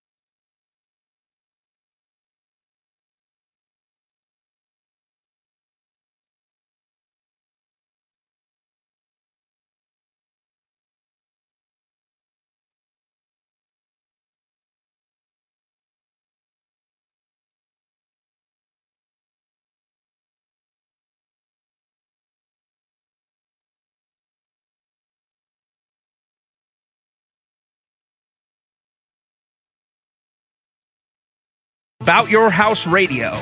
We'll be right back after a word from our sponsor.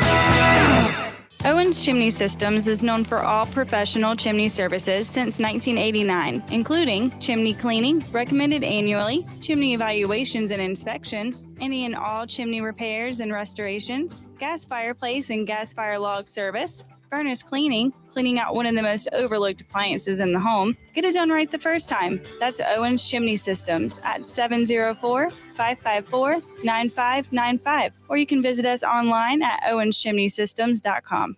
Go outside and take a look at your home. Are the gutters doing their job? The number one enemy to your home is water. Most homes are built with small, inadequate gutters and small downspouts. ABS Insulating has a division of the company that does nothing but gutter services. All gutter services: cleaning, maintaining, repair, new downspouts, replacement, and new gutters with many types available. They're a leader when it comes to gutter protection. Call ABS Insulating today, 704-821-4343 or absinsulating.com.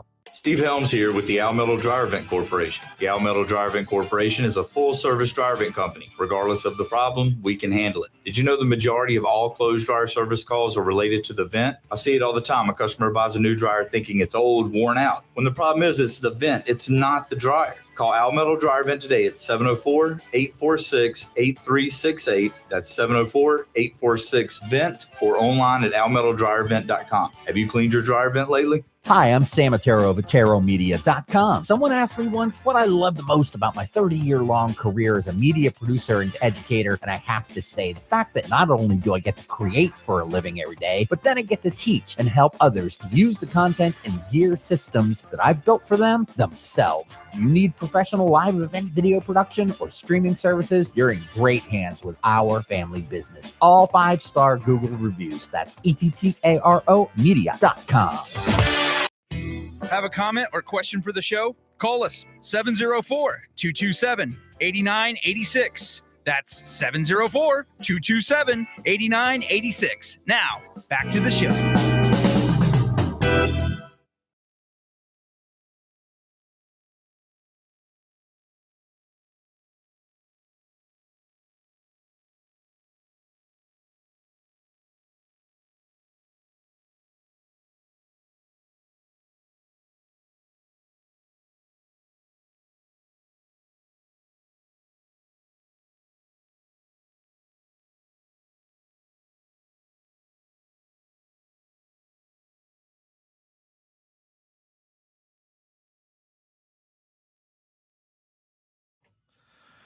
Welcome back. I'm Billy Stiles, filling in for Ray Terry. We have Eric with us on the phone, and we've got a couple of minutes here that we want to talk to him before we have to get him to sign off, getting towards the end of the day.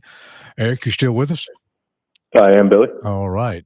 So you got 2 minutes or so to tell me about anything great that you've got going on in the world of science as it relates to everyday folks, whether it be in the hemp world or any other arena. Excellent. So, we obviously have a lot of different products. I know you've touched on some of them. Our pain creams are by far our most popular products right now, but I think the new sleep capsules, they're called REST, R-E-S-T.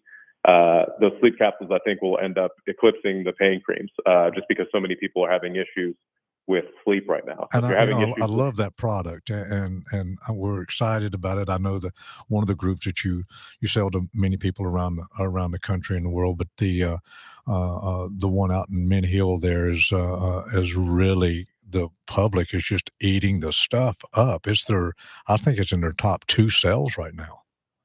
Oh, absolutely. Yeah. Again, sleep issues are one of the most popular or common issues with people these days. So everybody's trying to figure out a way to sleep. What makes it good? What makes it exciting, or what makes it, what makes people like your sleep aid, do you think? What's the different structure of it? Sure. So there's a few different things that are playing a role in there. There's obviously the cannabinoids. So in the ones without any THC, there's CBD and CBN. Then there's a blend of terpenes that are specific to sleep. Right. As well as magnesium bisglycinate and L-theanine. And we really did a deep dive into this product. We deliver the cannabinoids and the terpenes in a micelle, which is the delivery system that I spoke about earlier. But then we went to other lengths to make sure that the magnesium bisglycinate that we were using was properly reacted. There's a lot of, I don't want to call it mislabeling, but misinformation in the industry, dietary supplement and sports industry, or sports supplement industry. And so a lot of people don't realize, just because they're taking something that's written on the bottle doesn't mean that that product was properly made. And the magnesium bisglycinate is a great example of this. So we tested a lot of the magnesium bisglycinate that's on the market, and almost none of the samples that we tested were properly reacted. Wow. And so if you're not properly reacting... But nobody knows that until somebody like you comes along and exposes that and helps people really understand what they're taking, just like what the FDA is all about, is trying to make sure that that label is what it says it is. Exactly. Yeah. And it's very important that the active ingredients are formulated properly, and in this case, reacted properly. Otherwise, it I don't want to say it makes them pointless, but there's it's not magnesium bisglycinate if it's not reacted properly. Most of the product that we were looking at was essentially just magnesium blended with glycine, which is, you might as well just be taking magnesium oxide. So there's a lot of different aspects to that capsule. We did a lot of work on both optimizing the formulation, making sure we were delivering the lipophilic actives in the most bioavailable manner, as well as making sure that the water-soluble actives, in this case the bisglycinate and L-theanine, were properly either reacted or formulated in the first place to have the necessary effects on the body. Wow. So those sleep capsules are a great product and can really help people fall and stay asleep. Folks, if you're interested in these type products, please reach out and try some. We are sort of up against the clock here this morning. Didn't get to have as much time with Eric as I would have liked to have had, because he's very interested and very intelligent in the world of what he does and the human body. And all of us should be thankful that we have people out there working behind the scenes for us that care. And not only Eric, but Keith and the rest of the group. I've met them all, know them, and I'm highly impressed of everything that they do. And even their facility is Billy Clean. I call it the White House, because you go in, everything is just sparkling white and clean. Eric, we appreciate you coming on today and sharing that with us, and maybe we can do this again. Absolutely. Well, I appreciate your time, Billy, and you let me know next time. I'll be happy to come on anytime. All right. Thanks a lot. See you later. Bye-bye. See you guys. That was fun. Yeah. I learned a lot from that. I really did. I'm telling you, it every time I talk with Eric, it's a learning experience, and I feel like I'm back in school. And you talk about a company that really cares about y'all folks and really cares about what you're putting on your body and in your body. It's Eric and his whole team. I mean, I'm just I'm excited to have been able to be associated with them as I am now. Well, I mean, because I know a little bit of the science, but I don't know much of the science behind it. And hearing that, especially with a lot of the stuff where, because you hear that we have cannabinoids in our system, right? But they're not, like, as you get older, as your body does, they get weaker. So It's like, hey, we can enhance that and make it better, and you can still get all that nutrients that you would get in your, when you were younger. That's right. So and that's awesome. And it is. It's giving you a whole new level of health benefits. And I'm excited that they're in many fields, but I'm also very excited that they're in the cannabis and hemp fields, because there's so much that needs to be done there as it relates to those labels and the things that people are taking. Well, do we have we have another we got about 3 minutes left. Well, so 3 minutes. We're go. doing a lot of talking on this side, so 3 minutes, folks, and I'll give you 2 of it, and we'll close out on the last minute. Who have I got on the phone here? Do I have JD? Hi, this is JD and Nicole. JD and Nicole, how are y'all doing this morning? We're doing great. How you feeling today? Oh, we're feeling well, and we've been the 3 hours have just disappeared on us real quick. Eric just got off the phone. We had Paul on before that, and then we were talking landscaping before that. But y'all are a new group of called Leave and Lotus. I think y'all are located at 14328 Lawyers Road, corner of Lawyers Road and 485. Tell us what you plan on doing there and the exciting stuff that you plan on bringing to the consumers. Well, we feel very blessed to have this opportunity to serve the public, and Leaf and Lotus Wellness is here as a hemp and wellness dispensary to be able to serve the community, to be able to help people that have specific ailments, to be able to educate the consumer. And right now, I will say that we are absolutely blessed to have the relationship we have with Eric and Heritzko, because the products, the science, everything that went into this product is just further and beyond than anything else anyone's ever tried. Absolutely. And I can just reiterate, we're so very blessed to be able to partner with Cisco, which is well known for their scientific research in this space. We're grateful to be partnering with them so that we can bring our customers the absolute best quality products to help with their needs. So you should come see us. Stay well. And we can't wait for the future to help this community and everybody around us. Well, that's Thank what it's you all so about. much for your time. Yeah, y'all are y'all are a lot like the mission that Eric and his team is on, as you're carrying not only the products, but you're going beyond on your other products, and you're vetting those products to make sure that they're meeting a standard, which would be very acceptable by the state, the FDA, as we move forward, trying to stay ahead of the curve and to be all about holding the hand, hugging that client to health and wellness in whichever ways you can. There's a lot of things that you can't say that in the hemp and cannabis world, but you can understand how to help people find out for themselves. That's absolutely true, Billy. And, we're very much about making sure that we're making everyone over 21 to be able to come in, checking IDs, making sure that we're following all the laws and all the rules so that we operate in the right manner. And, we would love to have an advisory panel with actual law enforcement, with actual government local to the area, so that we could be working, with the state as opposed to against the state. Exactly right. And I'm thankful to be associated with y'all and know y'all and see what you're doing for the everyday people of the world, like Eric and them. We do care, y'all care, and I really appreciate y'all coming on today. Do y'all have a phone number as we sign off here? If you can give me that real quick and your address, and I'll say goodbye after Yes. that. Yes, sir, we do. Find us at 704-420-5514.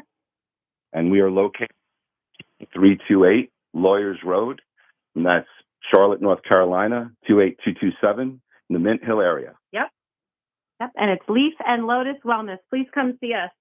All right, we will. And Make folks, sure we you have your appreciate ID it. and you're over 21. All right, you got it, baby. All right. Thanks. Appreciate Thank the you so call. much. God bless. Bye-bye. God bless. All right. Well, that's I know those folks, and it's exciting to be working with people who care, just like with Paul, caring about what we put in the soil, caring about what we put in their body, and trying to be upstanding in the marketplace will do nothing but just keep you famous. Right? We appreciate it, folks. Thanks for listening in today. Well, thanks for coming in, Billy. You're more than welcome. Everybody have spread the wealth or spread the love out there, and we'll see you next week here on About Your House.